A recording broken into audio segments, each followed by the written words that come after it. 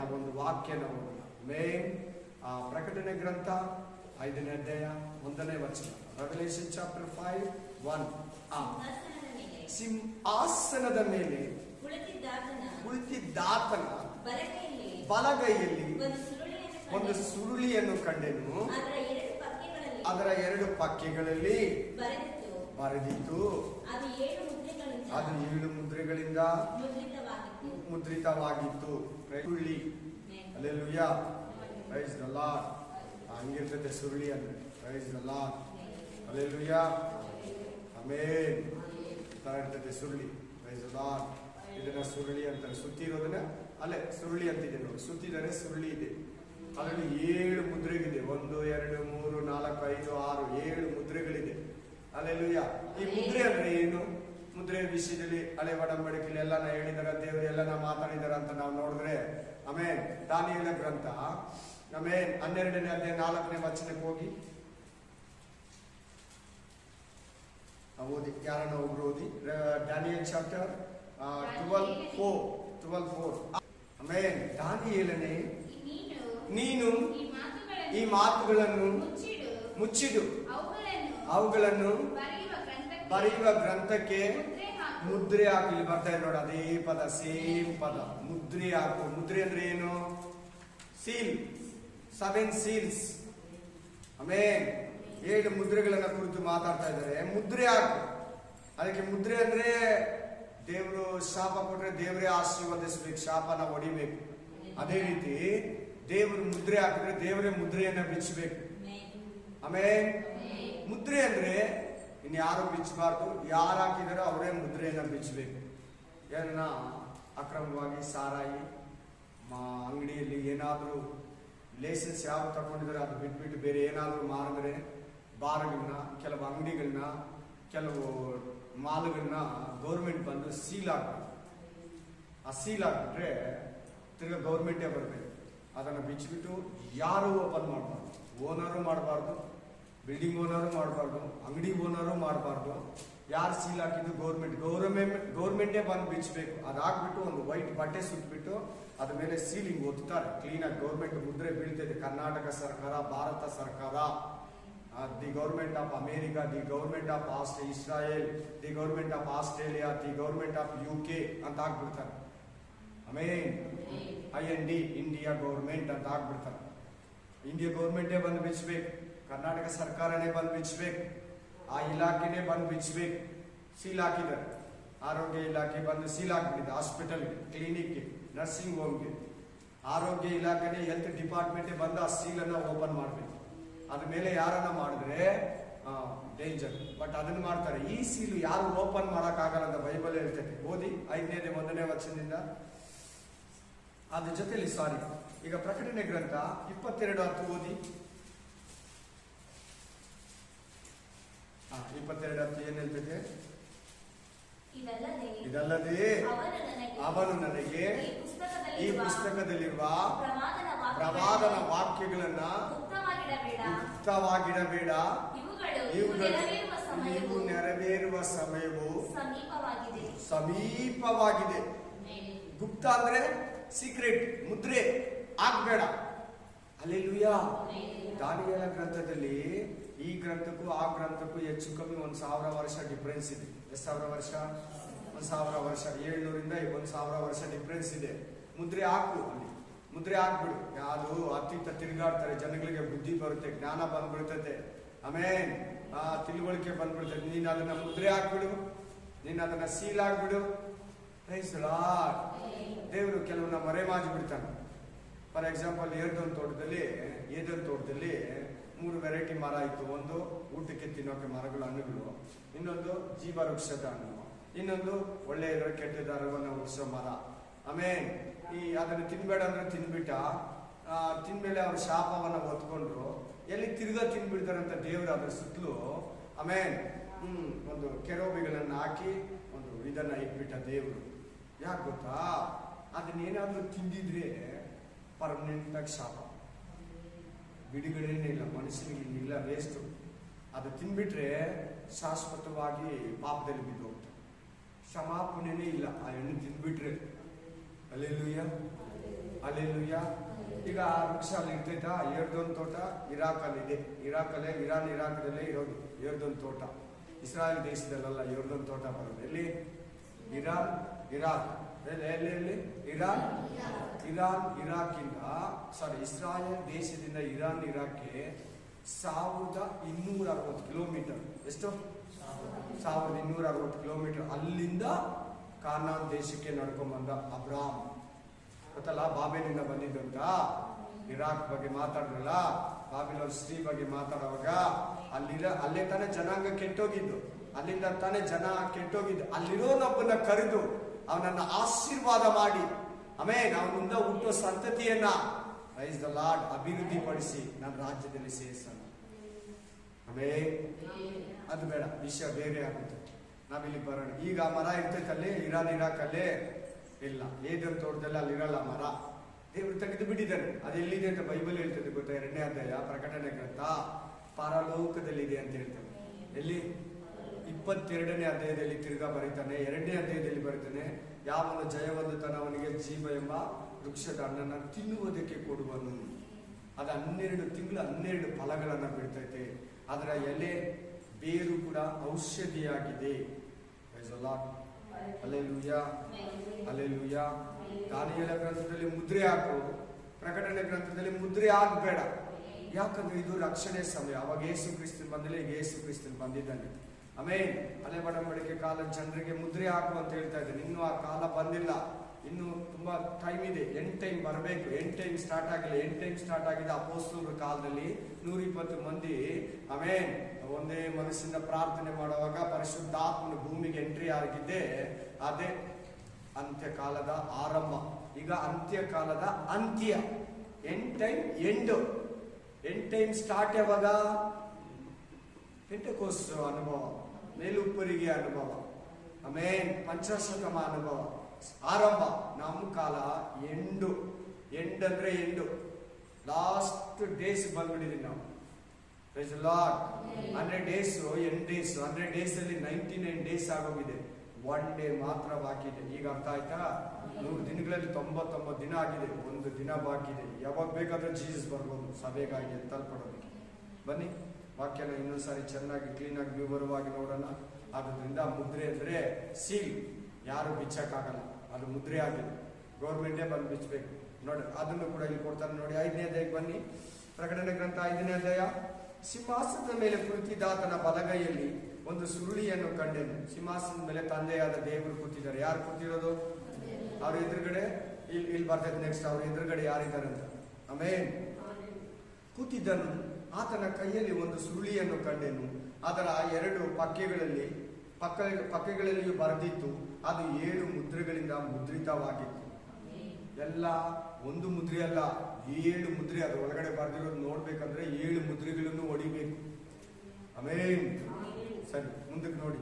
ಇದಲ್ಲದೆ ಬಲಿಷ್ಠನಾದ ಒಬ್ಬ ದೇವದೂತನು, ಸ್ಟ್ರಾಂಗ್ ಏಂಜಲ್ಸ್, ಬಂದು ಈ ಸುರುಳಿಯನ್ನು ಬಿಚ್ಚುವುದಕ್ಕೂ ಇದರ ಮುದ್ರೆಯನ್ನು ಹೊಡೆಯುವುದಕ್ಕೂ ಯಾವನು ಯೋಗ್ಯನೆಂದು ಮಹಾಶಬ್ದದಿಂದ ಸಾರುವುದನ್ನು ಕಂಡೆನು.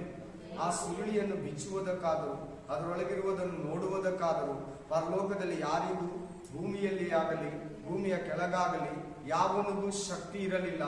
ಆಗ ಸುರುಳಿಯನ್ನು ಬಿಚ್ಚುವುದಕ್ಕಾಗಲಿ ಅದರಲ್ಲಿ ನೋಡುವುದಕ್ಕಾಗಲಿ ಯೋಗ್ಯನಾದವನು ಒಬ್ಬನೂ ಸಿಕ್ಕಲಿಲ್ಲವಾದ ಕಾರಣ ನಾನು ಬಹಳವಾಗಿ ಅಳುತ್ತಿರಲು ಹಿರಿಯರಲ್ಲಿ ಒಬ್ಬನು ನನಗೆ, ಅಳಬೇಡ, ಅಗೋ ಯೂದ ಕುಲದಲ್ಲಿ ಜನಿಸಿದ ಸಿಂಹವು, ದಾವಿದನ ಅಂಕುರದವನು ಆಗಿರುವಾತನು ಜಯವೊಂದಿದವನು, ಆತನು ಆ ಸುರುಳಿಯನ್ನು ಅದರ 7 ಮುದ್ರೆಗಳನ್ನು ಬಿಚ್ಚುವನು ಎಂದು ಹೇಳಿದನು.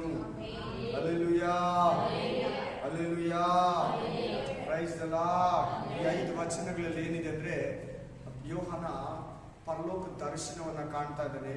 ಪರಲೋಕ ಹೆಂಗಿದೆ ಅಂತ ದೇವರು ತೋರಿಸ್ತಾ ಇದ್ದಾನೆ. ಆ ಪರಲೋಕದ ಸ್ವಲ್ಪ ಮುಂದಕ್ಕೆ ಕರ್ಕೊಂಡು ಹೋಗಿದ್ದಾನೆ. ಸಿಂಹಾಸನ ಹತ್ರಕ್ಕೆ, ಸಿಂಹಾಸನದಲ್ಲಿ ಕೂತಿದ್ದಾನೆ. ಅದನ್ನ ಪದ್ಮರಾಗ ಪಂಚತಾರೆ ತರ ಹೊಳಿತಾ ಇದ್ದಾನೆ ಆತನ ಕಣ್ಣು. ಯೇಸು ಕ್ರಿಸ್ತನ ತಂದೆ, ನಮ್ಮ ತಂದೆ ಆಗಿರೋ ದೇವರಲ್ಲಿ ಕೂತಿದ್ದಾನೆ. ಆತನ ಕೈಯಲ್ಲಿ ಒಂದು ಸುರುಳಿ ಇದೆ.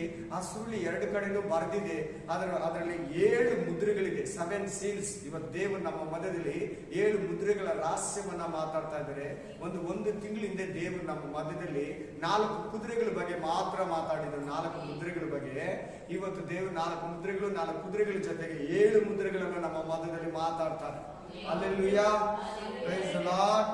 ಸೊ ಇಲ್ಲಿ ನೀವು ವಾಕ್ಯ ಓದಿದ್ರಿ, ಒಬ್ಬ ಬಲಿಷ್ಠನಾದ ದೇವದೂತನು ಬಂದು ಈ ಸುರುಳಿಯನ್ನ ಬಿಚ್ಚೋದಕ್ಕೆ ಯಾರು ಇಲ್ವೇ ಅಂತ ಮಹಾಶಬ್ದದಿಂದ ಕೂಗ್ತಾ ಇದ್ದಾನೆ.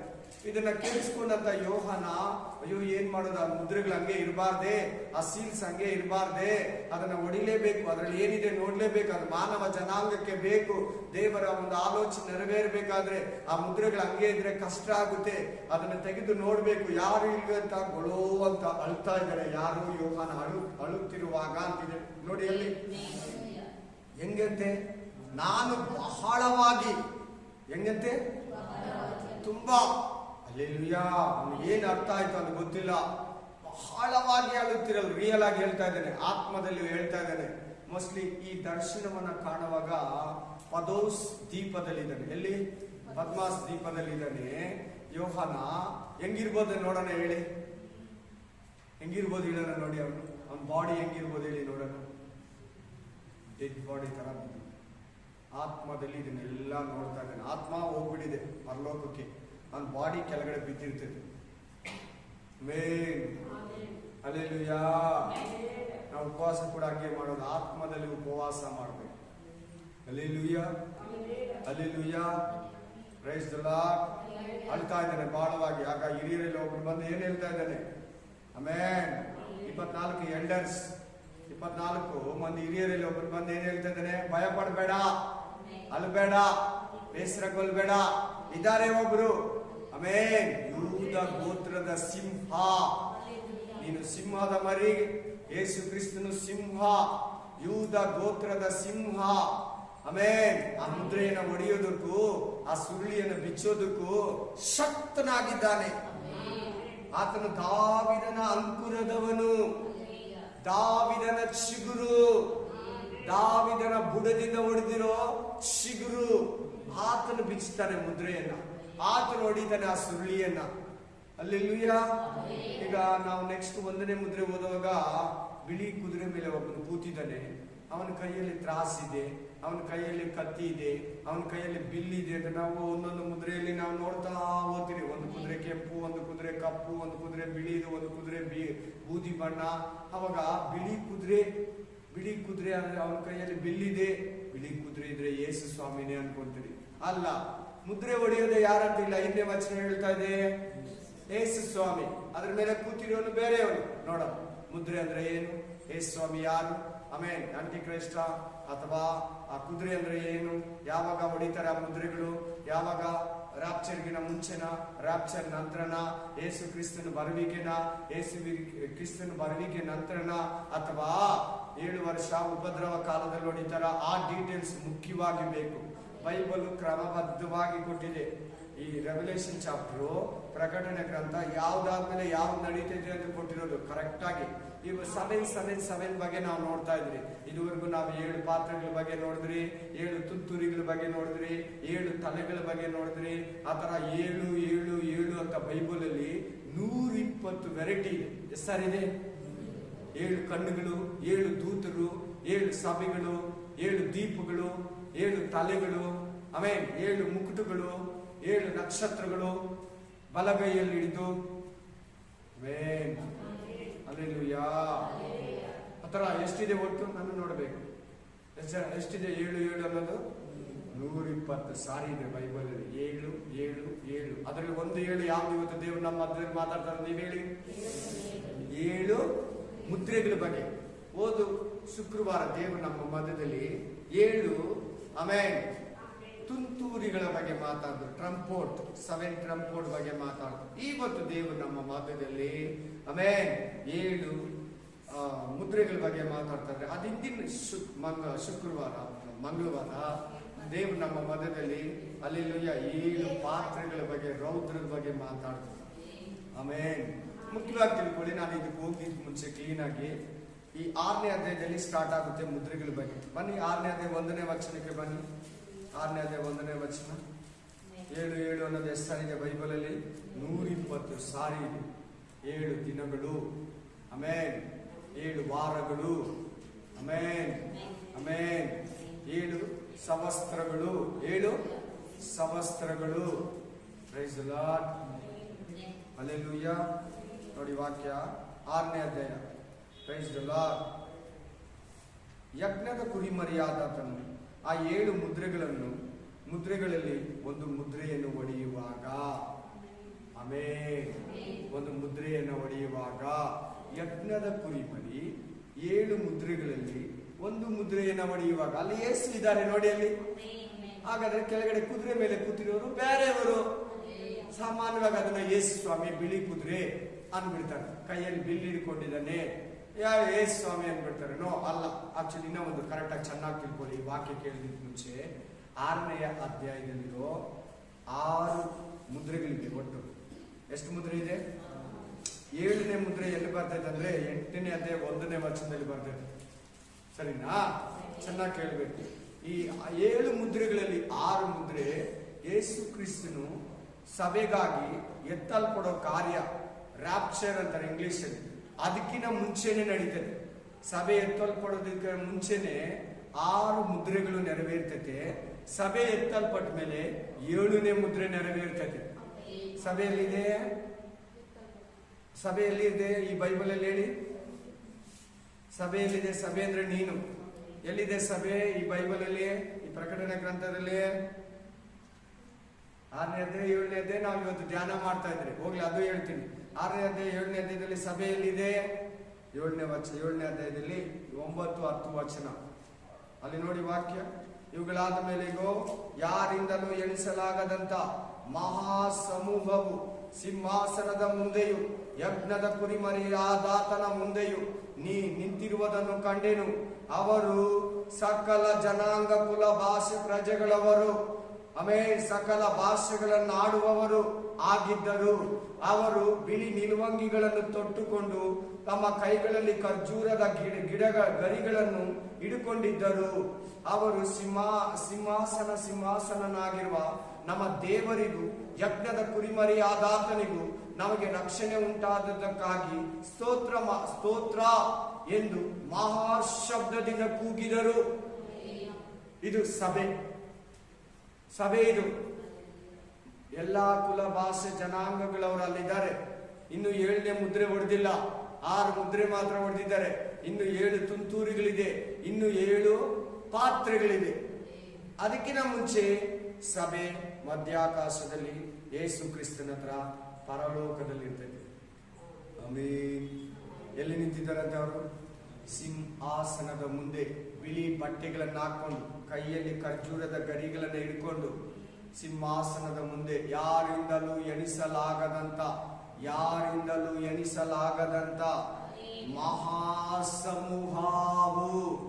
ಮಹಾಸಮೂಹವು ಏನ್ ಮಾಡಿದ್ರು ಲೆಕ್ಕ ಮಾಡಕ್ಕಾಗಲ್ಲ. ಲೆಕ್ಕನೇ ಮಾಡಕ್ಕಾಗಲ್ಲ. ನಿನ್ ಕೈಯಲ್ಲಾದ್ರೆ ಲೆಕ್ಕ ಮಾಡಂತ ಹೇಳಿದ್ ಯೇಸು ಸ್ವಾಮಿ. ನಿನ್ ಕೈಯಲ್ಲಾದ್ರೆ ಲೆಕ್ಕ ಮಾಡಂತ ಹೇಳಿದ ಅಬ್ರಾಹ್ಮನಿಗೆ. ಬಾ, ಅವ್ನು ಹೇಳುವಾಗ ಆಗ್ಲೋತೆ, ನಿನ್ ಕೈಯಲ್ಲಾದ್ರೆ ನಕ್ಷತ್ರಗಳನ್ನ ಲೆಕ್ಕ ಮಾಡಿ ನೋಡೋಣ, ಆಕಾಶದ ಕಡೆಗೆ ತೋರಿಸ್ಬಿಟ್ಟು ಲೆಕ್ಕ ಮಾಡೋಣ. ಆಗಲ್ಲ ಅಂತ ಹೇಳಿದಂತೆ ಅಬ್ರಾಹ್ಮ. ಮಹಾಸಮೂಹ ಅಲ್ಲಿ ನಿಂತಿದೆ. ಈಗ 6 ಮುದ್ರೆಗಳು ಸಭೆ ಭೂಮಿಯಲ್ಲಿ ಇರುವಾಗಲೇ ಹೊಡಿತೈತೆ. 7ನೇ ಮುದ್ರೆ ಸಭೆ ಎತ್ತಲ್ಪಟ್ಟ ಮೇಲೆ ಹೊಡಿತೈತೆ. ಹಲ್ಲೆಲೂಯಾ. ಈಗ ನಾವು 7 ಮುದ್ರೆಗಳ ರಹಸ್ಯನ ನಾವು ನೋಡೋಣ. Praise the Lord, hallelujah. ಬನ್ನಿ 6ನೇ ಅಧ್ಯಾಯ 1ನೇ ವಚನದಿಂದ ನೋಡಿ. Thank you Jesus, hallelujah. Amen, amen, amen. Praise the Lord, we praise you ಅಪ್ಪ, ಹಲ್ಲೆಲೂಯಾ. Thank you Jesus. ವಂದನೆ ದೇವ, ಕೃತಜ್ಞತೆ ಸ್ವಾಮಿ. 1ನೇ, ಯಜ್ಞದ ಕುರಿಮರಿಯಾದಾತನು ಆ 7 ಮುದ್ರೆಗಳಲ್ಲಿ ಒಂದು ಮುದ್ರೆಯನ್ನು ಒಡೆಯುವಾಗ ನಾನು ನೋಡಿದೆನು. ಯಾರು ನೋಡಿದ್ದು? ಯೋಹಾನ ಅಂತೇಳಿ ಎಲ್ಲಾರು ನೋಡಿದೆನು. ನೋಡಿದಿನ ಬರೆದು ನಮ್ ಕೈ ಕೊಟ್ಬಿಟ್ಟು ಹೋಗಿದ್ದಾನೆ. Hallelujah, amen. ಒಡೆಯುವಾಗ ನಾನು ನೋಡಿದೆನು. ಅಲ್ಲಿ ಯಾರಿದ್ದಾರೆ? 1ನೇ ವಾಕ್ಯದಲ್ಲಿ ಯೇಸು ಸ್ವಾಮಿ ಇದ್ದಾರೆ. ನೋಡಿದೆನು ಮತ್ತು ಆ 4 ಜೀವಿಗಳಲ್ಲಿ ಒಂದು ಜೀವಿಯು ಬಾ ಎಂದು ಆಮೇನ್ ಗುಡುಗುತ್ತಿದ್ದ ಸ್ವರದಿಂದ ಹೇಳುವುದನ್ನು ಕೇಳಿದೆನು. 4 ಜೀವಿಗಳೆಲ್ಲಿದೆ? ಆ ವಾಕ್ಯ ನೋಡಿ, ಅಲ್ಲೇ ಕೈ ಇಟ್ಕೊಂಡು 4 ಜೀವಿಗಳು ಅಂತ ಇದ್ದಾರೆ. ಎಲ್ಲಿದೆ ಬೈಬಲ್ ಅಲ್ಲಿ ನೋಡೋಣ. ಫಸ್ಟ್ ಎಲ್ಲಿ ಬರ್ತದೆ 4 ಜೀವಿಗಳ ಬಗ್ಗೆ? ಆಕ್ಚುಲಿ ಫಸ್ಟ್ ಬರೋದು ಯೆಜೆಸ್ಕೇಲ 1ನೇ ಅಧ್ಯಾಯದಲ್ಲಿ ಬರ್ತದೆ. ಯೆಜೆಸ್ಕೇಲ 1ನೇ ಅಧ್ಯಾಯದಲ್ಲಿ ಜೀವಿಗಳ ಬಗ್ಗೆ ಬರ್ತದೆ. ಇಲ್ಲಿ ಕೂಡ ಇದೆ ನೋಡಿ, 4ನೇ ಅಧ್ಯಾಯ 6ನೇ ವಚನ ನೋಡಿ. 7 ದೀಪಗಳು ಉರಿಯುತ್ತಿದ್ದವು, ಇದಲ್ಲದೆ ಸಿಂಹಾಸನದ ಮುಂದೆಯೂ ಸ್ಫಟಿಕಕ್ಕೆ ಸಮಾನವಾದ ಗಾಜಿನ ಸಮುದ್ರವಿದ್ದ ಹಾಗೆ ತೋಚಿತು. ಸಿಂಹಾಸನದ ಮಧ್ಯದಲ್ಲಿ ಅದರ 4 ಕಡೆಯಲ್ಲಿ 4 ಜೀವಿಗಳು ಇದ್ದವು. 4 ಜೀವಿಗಳಿದ್ದವು ಸಿಂಹಾಸನದ 4 ಕಡೆನು. ಆ ಕಡೆ ಲೆಫ್ಟ್, ರೈಟ್, ಬ್ಯಾಕ್, ಫ್ರಂಟ್, ಆಮೇಲೆ ಹಿಂದೆ ಮುಂದೆ, ಆಮೇಲೆ ಎಡಗಡೆ ಬಲಗಡೆ 4 ಜೀವಿಗಳಿತ್ತು. ಆಮೇಲೆ 4 ಜೀವಿಗಳು ಹೆಂಗಿತ್ತು ನೋಡಿ. ಆ 4 ಜೀವಿಗಳಿದ್ದವು. ಅವುಗಳಿಗೆ ಹಿಂದೆ ಮುಂದೆ ತುಂಬಾ ಕಣ್ಣುಗಳಿದ್ದವು. ಮೊದಲನೆಯ ಜೀವಿಯು ಸಿಂಹದಂತಿತ್ತು. ಎರಡನೆಯ ಜೀವಿಯು ಓರಿಯಂತಿತ್ತು. ಮೂರನೆಯ ಜೀವಿಯು ಮುಖವು ಮನುಷ್ಯನ ಮುಖದಂತಿತ್ತು. 4ನೇ ಜೀವಿಯು ಹಾರುವ ಗರುಡು ಪಕ್ಷಿ ಅಂತಿತ್ತು. ಆ 4 ಜೀವಿಗಳೊಳಗೆ ಒಂದಕ್ಕೆ 6 ರೆಕ್ಕೆಗಳಿದ್ದವು. ಆ ಜೀವಿಗಳಿಗೆ ಸುತ್ತಲೂ ಒಳಗೂ ತುಂಬಾ ಕಣ್ಣುಗಳಿದ್ದವು. ಹಲ್ಲೆಲೂಯಾ. ಇದು ಜೀವಿಗಳ ವಿಷಯವಾದಂತ ತುಂಬಾ ಚೆನ್ನಾಗಿ ಲಾಂಗ್ ಆಗಿ ಕೊಟ್ಟಿರೋ ಸ್ಥಳ ಇಲ್ಲಿ ಬೈಬಲ್ ಅಲ್ಲಿ. ಆಮೇಲೆ ಆ ಜೀವಿಗಳಲ್ಲಿ ಒಂದು ಜೀವಿ ಮೊದಲನೇ ಮುದ್ರೆಯನ್ನು ಹೊಡೆಯುವಾಗ ಮೊದಲನೇ ಜೀವಿ ಯಾವ್ದಿರ್ಬೋದು? ಸುಮ್ಮನೆ ಇಮ್ಯಾಜಿನ್ಗೆ ನಾವು ಕಲ್ಪನೆಗೆ ಹೇಳ್ತಾ ಇದ್ದೆ. ಯಾವ ಜೀವಿ ಬಂದಿದೆ ನೀವು ಹೇಳಿ ಇವಾಗ? ಸಿಂಹ ಬಂದಿದೆ. ಸಿಂಹ ಅಂದ್ರೆ ಸುಮ್ಮನೆ ಅಲ್ಲಿ ಬೈಬಲ್ ಹೇಳ್ತಾ ಇರೋದು ಎಲ್ಲ ಡೈರೆಕ್ಟ್ ಆಗಿರಲ್ಲ. ಬಂದು ಹೇಳ್ತಾ ಇದೆ. ಏನಂತ ಹೇಳ್ತಾ ಇದೆ? ಏನಂತ ಬೋಧಿಸ್ತಾ ಇದೆ? ಆಗ ಈಗೋ ಒಂದು ಬಿಳಿ ಕುದುರೆ ಕಾಣಿಸಿತು. ಬಿಳಿ ಕುದುರೆ ಅಂದ್ರೆ ಪರಿಶುದ್ಧತೆ, ಸಮಾಧಾನ, ಶಾಂತಿಯನ್ನ ಸೂಚಿಸ್ತೈತೆ. ಏನನ್ನ ಸೂಚಿಸ್ತೈತೆ? ಬಿಳಿ ಬಣ್ಣ ಪರಿಶುದ್ಧತೆ, ಶಾಂತಿ, ಸಮಾಧಾನ ಅವನ್ನ ಸೂಚಿಸ್ತೈತೆ. ಹಲ್ಲೆಲೂಯಾ. ಅದರ ಮೇಲೆ ಕೂತಿದ್ದವನ ಕೈಯಲ್ಲಿ ಬಿಲ್ಲು ಇತ್ತು. ಅವನಿಗೆ ಜಯಮಾಲೆ ಕೊಡಲ್ಪಟ್ಟಿತು. ಅವನು ಜಯಿಸುತ್ತಿರುವವನಾಗಿ ಜಯಿಸುವುದಕ್ಕೋಸ್ಕರ ಹೊರಟನು. ಹಲ್ಲೆಲೂಯಾ. ಅದು ಹೋಗಿದ ತಕ್ಷಣ ಅದು ಹಿಂದ್ಗಡೆ, ಬಿಳಿ ಕುದುರೆ ಹೋಗಿದ ತಕ್ಷಣ ಅದು ಹಿಂದ್ಗಡೆ, ಹಲ್ಲೆಲೂಯಾ, ಕಪ್ಪು ಕುದುರೆ ಹೋಗ್ತಾ ಇದೆ. ರೆಡ್ ಕುದುರೆ ಹಿಂದೆನೆ ಒಂದಾದ್ಮೇಲೆ ಅದು ಬರೋ ತನಕ ವೆಯ್ಟ್ ಮಾಡಿಲ್ಲ. ಒಂದೋದ್ಮೇಲೆ ಸರಿ. ಈ 1ನೇ ಅಧ್ಯಾಯದಲ್ಲಿರೋ 1ನೇ ಮುದ್ರೆಯನ್ನು ನಾವು ನೋಡಿ 2ನೇ ಮುದ್ರೆಗೆ ಹೋಗೋಣ. 1ನೇ ಮುದ್ರೆಯಲ್ಲಿ ಏನು ಕಾಣಿಸ್ತದೆ ನಮ್ಗೆ? ಸ್ಪೆಷಲ್ ಆಗಿ ಬಿಳಿ ಕುದುರೆ. ಅದಕ್ಕೆ ಚಕಾರ್ಯ ಗ್ರಂಥ 6ನೇ ಅಧ್ಯಾಯ 1ರಿಂದ 5 ವಚನ ಆಲ್ರೆಡಿ ಕೊಟ್ಟಿದ್ದೀನಿ. ನೀವು ನೋಡ್ಕೊಳ್ಳಿ, ಮನೆಯಲ್ಲಿ ಬರ್ಕೊಳ್ಳಿ, ವಾಕ್ಯ ಬರ್ಕೊಳ್ಳಿ. ಅಲ್ಲಿ ಏನಂತ ಬರ್ದಿದ್ದೀನಿ ಅಂದ್ರೆ ಆಮೇನ್ ಗಾಳಿ ಅಂತ ಬರ್ದಿದೆ. ಆ ಕುದುರೆಗಳು ಏನಂತೆ? ಗಾಳಿ. ತಮಿಳ್ ಬೈಬಲ್ ಅಲ್ಲಿ ಆವಿ ಅಂತ ಬರ್ದಿದೆ. ಆವಿ. ಆಮೇನ್ ತೆಲುಗು ಬೈಬಲ್ ಅಲ್ಲಿ ನಾನು ನೋಡಿದ್ದೀನಿ, ಮರ್ತೋಗಿದ್ದೀನಿ. ಇಂಗ್ಲಿಷ್ ಅಲ್ಲಿ ಕೂಡ ಸ್ಪಿರಿಟ್ ಅಂತ ಬರ್ದಿದೆ. ಆತ್ಮ ಅಂತ ಬರ್ದಿದೆ. ಹಲ್ಲೆಲೂಯಾ. ಆತ್ಮದ ಮೇಲೆ ಕುತ್ಕೊಂಡು, ಕುದುರೆ ಅಂದ್ರೆ ಕುದುರೆ ಅಲ್ಲ, ಆತ್ಮ ತರ ಇರ್ತದೆ ಅದು. ಕುದುರೆ ಮೇಲೆ ಕುತ್ಕೊಂಡು ಒಬ್ಬನು ಬರ್ತಾ ಇದ್ದಾನೆ. ಯಾರಿರ್ಬೋದು ಅಂತ ನಾವು ಯಾರೋ ಯೇಸು ಸ್ವಾಮಿ ಅನ್ಕೊಂತೀರಿ ಕೆಲವರು. ಆದ್ರೆ ನಿಜವಾಗ್ಲೂ ಇಲ್ಲಿ ಬರ್ದಿರೋದು ಏನಂದ್ರೆ anti Christ government, 1 world government. Already ಈ ಮುದ್ರೆಯಲ್ಲಿರೋದಕ್ಕೆಲ್ಲ ರೆಡಿ ಆಗ್ತಾ ಇದೆ. ಮನೇಲಿ ನಮ್ಮ ಪ್ರಧಾನಿ ಕೂಡ ಪಾರ್ಲಿಮೆಂಟ್ ಅಲ್ಲಿ 1 ವರ್ಲ್ಡ್ ಗೌರ್ಮೆಂಟ್ ಫಾರ್ಮ್ ಆಗ್ತಾ ಇದೆ. ಆಮೇನ್. ಒಂದೇ ಹೊಸ ಪ್ರಪಂಚ. One government, 1 coin, 1 currency, 1 language, amen, 1 religion, 1 God. ಎಲ್ಲ ಒಂದು. ಏನು ಹೆಂಗೆ? ಇದು ಆಕ್ಚುಲಿ ಯಾರಂದ್ರೆ ಸೈತಾನ ಮಗ ಆಂಟಿ ಕ್ರೈಸ್ಟ್. ಇವನು ಯಾರು? ಇವನು ಹೆಂಗೆ ಬರ್ತಾ ಇದ್ದಾನೆ? ಸಮಾಧಾನ ಮಾಡೋನಾಗಿ ಬರ್ತಾ ಇದ್ದಾನೆ. ಕೈಯಲ್ಲಿ ಬಿಲ್ಲಿದೆ, ಭಯ ಪಡಿಸೋದು ಕೆಲಸ. ಬಿಲ್ಲಿದ್ರೆ ಯಾರನ್ನ ಭಯ ಪಡಲ್ವಾ? ಕೈಯಲ್ಲಿ ಕತ್ತಿದ್ರೆ ಭಯ ಪಡಲ್ವಾ? ಕೈಯಲ್ಲಿ ಒಂದು ಗನ್ ಇದ್ರೆ ಭಯ ಪಡಲ್ವಾ? ಕೈಯಲ್ಲಿ ಒಂದು ರಿವಾಲ್ವರ್ ಇದ್ರೆ ಭಯ ಪಡ್ತಾರ ಪಡಲ್ವಾ? ಬಟ್ಟೆ ಪಡ್ತಾರೆ. ಹಲ್ಲೆಲೂಯಾ. ಬಂದು 3.5 ವರ್ಷ ಜನಗಳ ಹತ್ರ ಸಮಾಧಾನವಾಗಿದ್ದಾನೆ. ಆಲ್ರೆಡಿ ಅವನ ಕ್ರಿಯೆ ಇಲ್ಲಿ ಜರುಗ್ತಾ ಇದೆ ಅಂತ ಬೈಬಲ್ ಥೆಸಲೋನಿಕ ಗ್ರಂಥ ಆಮೇಲೆ 2ನೇ ಅಧ್ಯಾಯ ಹೇಳ್ತಾ ಇದೆ. ಕ್ಲೀನ್ ಆಗಿ 2ನೇ ಅಧ್ಯಾಯದಲ್ಲಿ ಕ್ಲೀನ್ ಆಗಿ ಮೆನ್ಷನ್ ಆಗಿದೆ. 2 ಥೆಸಲೋನಿಕ 2ನೇ ಅಧ್ಯಾಯದಲ್ಲಿ ಏನಂತ ಬರ್ದಿದೆ ಅಂದ್ರೆ ಆಮೇನ್, ಈ ಸೈತಾನನ ಆಂಟಿ ಕ್ರೈಸ್ಟ್ ಕಾರ್ಯಗಳು ಶುರುವಾಗಿದೆ, ಗುಟ್ಟಾಗಿ ನಡೀತಾ ಇದೆ. ಆಲ್ರೆಡಿ ಗುಪ್ತವಾಗಿ ಕಾರ್ಯ ನಡೀತಾ ಇದೆ ಅಂತ ಕ್ಲೀನ್ ಆಗಿ ಸ್ಪಷ್ಟವಾಗಿ ಪೌಲ ಬರೆದಿಟ್ಟಿದ್ದಾನೆ. ಪರಿಶುದ್ಧಾತ್ಮ ದೇವರು ಪೌಲನ ಮೂಲಕ. ಅಲ್ಲೆಲ್ಲೂಯಾ. ಇಲ್ಲಿ ಆಂಟಿ ಕ್ರೈಸ್ಟ್ ಗೌರ್ಮೆಂಟ್ ಅನ್ನ ಸೂಚಿಸ್ತಾ ಇದೆ, ಒನ್ ವರ್ಲ್ಡ್ ಗೌರ್ಮೆಂಟ್ ಅನ್ನ ಸೂಚಿಸ್ತಾ ಇದೆ. ಆಲ್ರೆಡಿ ಅದಕ್ಕಾಗಿ ಎಲ್ಲಾ ಸಿದ್ಧವಾಗಿದೆ. ಒನ್ ಕಾಯಿನ್, ಒನ್ ಕರೆನ್ಸಿ ಎಲ್ಲ ಮಾತಾಡ್ತಾ ಇದ್ದಾರೆ. ಒಂದು ಲೀಡರ್ ಬೇಕು, ಒಂದು ಹೊಸ ಪ್ರಪಂಚ ಬೇಕು. ಇದುವರೆಗೂ 7 ಸಾಮ್ರಾಜ್ಯಗಳು ಬಂದು ಹೋಗಾಯ್ತು. ಆಮೇನ್ ಐಗುಪ್ತ ಸಾಮ್ರಾಜ್ಯ ಇರಲಿ, ಅಲ್ಲೆಲ್ಲೂ ಅದು new world government, new world order. ಎರಡನೇ ನ್ಯೂ ವರ್ಲ್ಡ್ ಆರ್ಡರ್ ಯಾವ್ದಂದ್ರೆ ಪ್ರೈಸ್ ದ ಲಾರ್ಡ್ ಅಸೀರಿಯಾ ಸಾಮ್ರಾಜ್ಯ. ಮೂರನೇ ನ್ಯೂ ವರ್ಲ್ಡ್ ಆರ್ಡರ್ ಯಾವ್ದಂದ್ರೆ ಆಮೇಲೆ new world government praise the Lord Babylon. ಅದ ನೆಕ್ಸ್ಟ್ ಸಾಮ್ರಾಜ್ಯನೇ ಆಮೇಲೆ ಗ್ರೀಕ್ ಮೇದಿಯಾ ಪೆರ್ಷಿಯಾ ಸಾಮ್ರಾಜ್ಯ, ಅದಾದ್ಮೇಲೆ ಗ್ರೀಕ್ ಸಾಮ್ರಾಜ್ಯ, ಅದಾದ್ಮೇಲೆ ರೋಮ್ ಸಾಮ್ರಾಜ್ಯ, ಅದಾದ್ಮೇಲೆ ರೋಮ್ ಸಾಮ್ರಾಜ್ಯನೇ ಅಲ್ಲೆಲ್ಲಿ 2 ಆಯ್ತು. ಅದು ಪಾರ್ಪರಸ್ ಮಾಡ್ದ ರೀಪಾಮ್ ರೋಮ್ ಎಂಪೇರಿಯರ್, ರೀಪಾಮ್ ರೋಮ್ ಎಂಪೇರಿಯರ್ ಅಂತ ಮಾಡಿದ್ರು. ಅದು 2 ಕಾಲಗಳನ್ನ ಸೂಚಿಸ್ತದೆ. 2 ಕಾಲಗಳು ಕಬ್ಬಿಣವನ್ನ ಸೂಚಿಸ್ತದೆ. ಅಲ್ಲೆಲ್ಲೂಯಾ. ನಮ್ಮ ದೇಶದಲ್ಲಿ ಕಂಡ ಕನಸಲ್ಲಿ 2 ಕಾಲಗಳು ಕಬ್ಬಿಣ ಆಗಿತ್ತಲ್ವಾ? ಅಲ್ಲೆಲ್ಲೂಯಾ. ಅಲ್ಲಿ east Rome, west Rome, east Rome, west Rome. ಒಂದು ಕಾಲ ಈಸ್ಟ್, ಇನ್ನೊಂದು ಕಾಲ ವೆಸ್ಟ್. ಒಂದೇ ಗೌರ್ಮೆಂಟ್ ಇದ್ದಿದ್ದು, ಆ ಗೌರ್ಮೆಂಟ್ 2 ಆಯ್ತು. ಅಲ್ಲೆಲ್ಲೂಯಾ. ಆಮೇನ್. ಈಗ 8ನೇವನೇ ಆಂಟಿ ಕ್ರೈಸ್ಟ್, ಕ್ರಿಸ್ತು ವಿರೋಧಿ, ಅಂತ್ಯ ಕ್ರಿಸ್ತು. ಅವನು ಈಗ ನೆಕ್ಸ್ಟ್ ಅವನ ಗೌರ್ಮೆಂಟೇ ಬ್ಯಾಲೆನ್ಸ್ ಇರುತ್ತೆ. ಈಗ ರೋಮ್ ಗೌರ್ಮೆಂಟ್ ನಡೀತಾ ಇದೆ. ಇದು ಅಂತ್ಯ ಆಗಿದ ತಕ್ಷಣ ರೋಮ್ ಗೌರ್ಮೆಂಟ್ ಇಂದಾನೆ 6ನೇವನು ಒಬ್ಬನಿದ್ದಾನೆ. ಅವನು 6ನೇ ಗೌರ್ಮೆಂಟ್, ರೋಮಾಪುರ ಗೌರ್ಮೆಂಟ್. ಇವನಾದ್ಮೇಲೆ ಇದರಿಂದ ಇನ್ನೊಬ್ಬನು ಉತ್ಪತ್ತಿ ಆಗ್ತಾನೆ. ಅವನು ಸ್ವಲ್ಪ ದಿನ ಇರ್ತಾನೆ. ಅವನಿಂದ ಉತ್ಪತ್ತಿ ಆಗವನೇ 8ನೇವನಂತ ಪ್ರಕಟಣೆ ಗ್ರಂಥ 17ನೇ ಅಧ್ಯಾಯದಲ್ಲಿ ಹೇಳ್ತೈತಿ. ಕರೆಕ್ಟಾ ಇಲ್ವಾ? ಕೇಳಿದ್ರೆ ಇಲ್ವಾ? ಅವೆಲ್ಲ ತೋರಿಸ್ಕೊಂಡಿದ್ರೆ ಟೈಮ್ ಆಗುತ್ತೆ. ನಿಮ್ಗೆ 4-5 ಸಾರಿ ಮೇಲೆನೆ ಹೇಳಿದ್ದೀನಿ ಈ ಒಂದು 2 months ಅಲ್ಲಿ. ಅದನ್ನು ಹಲ್ಲೆಲೂಯಾ, ಪ್ರೈಸ್ ದ ಲಾರ್ಡ್. ಆಮೇನ್. ಈ ರೋಮ್ ಸಾಮ್ರಾಜ್ಯದಲ್ಲಿ, ರೋಮ್ ಒಂದು ಗೌರ್ಮೆಂಟ್ ಅಲ್ಲಿ ಆಂಟಿ ಕ್ರೈಸ್ಟ್ ಗೌರ್ಮೆಂಟ್ ರೋಮ್ ಪಟ್ಟಣದಿಂದನೇ ಬರ್ಬೇಕಂತ ಕ್ಲೀನ್ ಆಗಿ ಬೈಬಲ್ ಇರ್ತೈತೆ. 7 ಬೆಟ್ಟಗಳ ಮೇಲೆಯಿಂದ ಬರಬೇಕು. ಹಲ್ಲೆಲೂಯಾ. ಸೊ ಹಿಂಗಿರುವಾಗ ಈ 1ನೇ ಅಧ್ಯಾಯದಲ್ಲಿ ಬಿಳಿ ಕುದುರೆ ಇದೆ. ಬಿಳಿ ಕುದುರೆ ಹೆಂಗಿರ್ತದೆ? ಅವನು ಬಂದಾಗ ಸಾಮಾನ್ಯವಾಗಿ ಎಲ್ಲಾರ್ಗು ತನ್ನ ದೇವ್ರ ತರ ಏನೋ ಒಳ್ಳೆ ಒಂಥರ ಇಸ್ರಾಯೇಲ್ಗೆ ಸಭೆಯನ್ನ ಕಟ್ಕೊಡ್ತಾನೆ.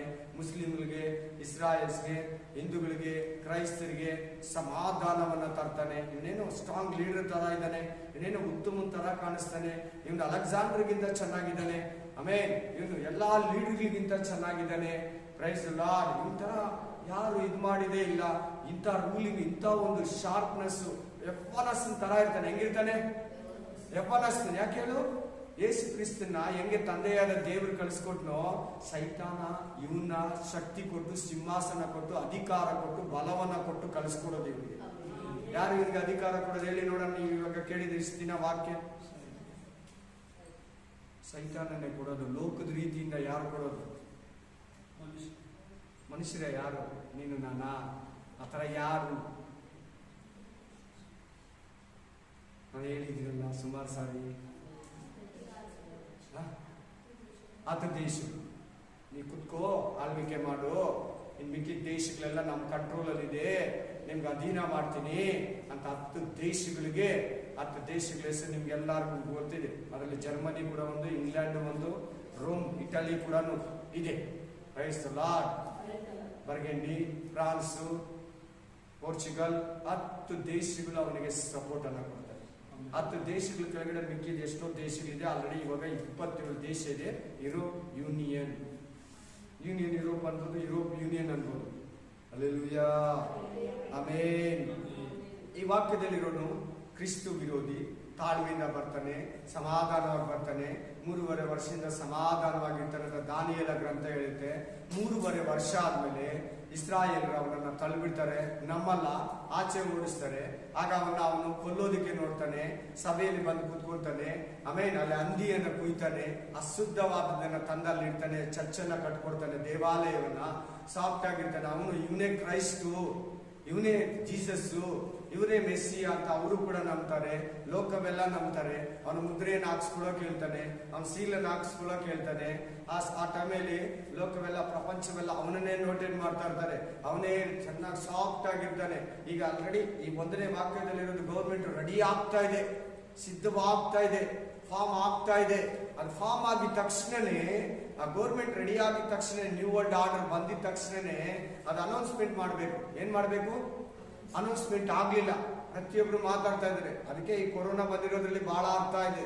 ಒಂದು ಯುದ್ಧ ಬರ್ತೈತೆ, ಆ ಯುದ್ಧ ಬರೋದ್ರಲ್ಲಿ ಅರ್ಥ ಇದೆ. ಇದಾದ್ಮೇಲೆ ಒಂದು ಕಷ್ಟ ಬರ್ತೈತೆ, ಬರ ಬರ್ತೈತೆ, ಆಮೇಲೆ ಜನಸಂಖ್ಯೆ ಕಡಿಮೆ ಆಗುತ್ತೆ.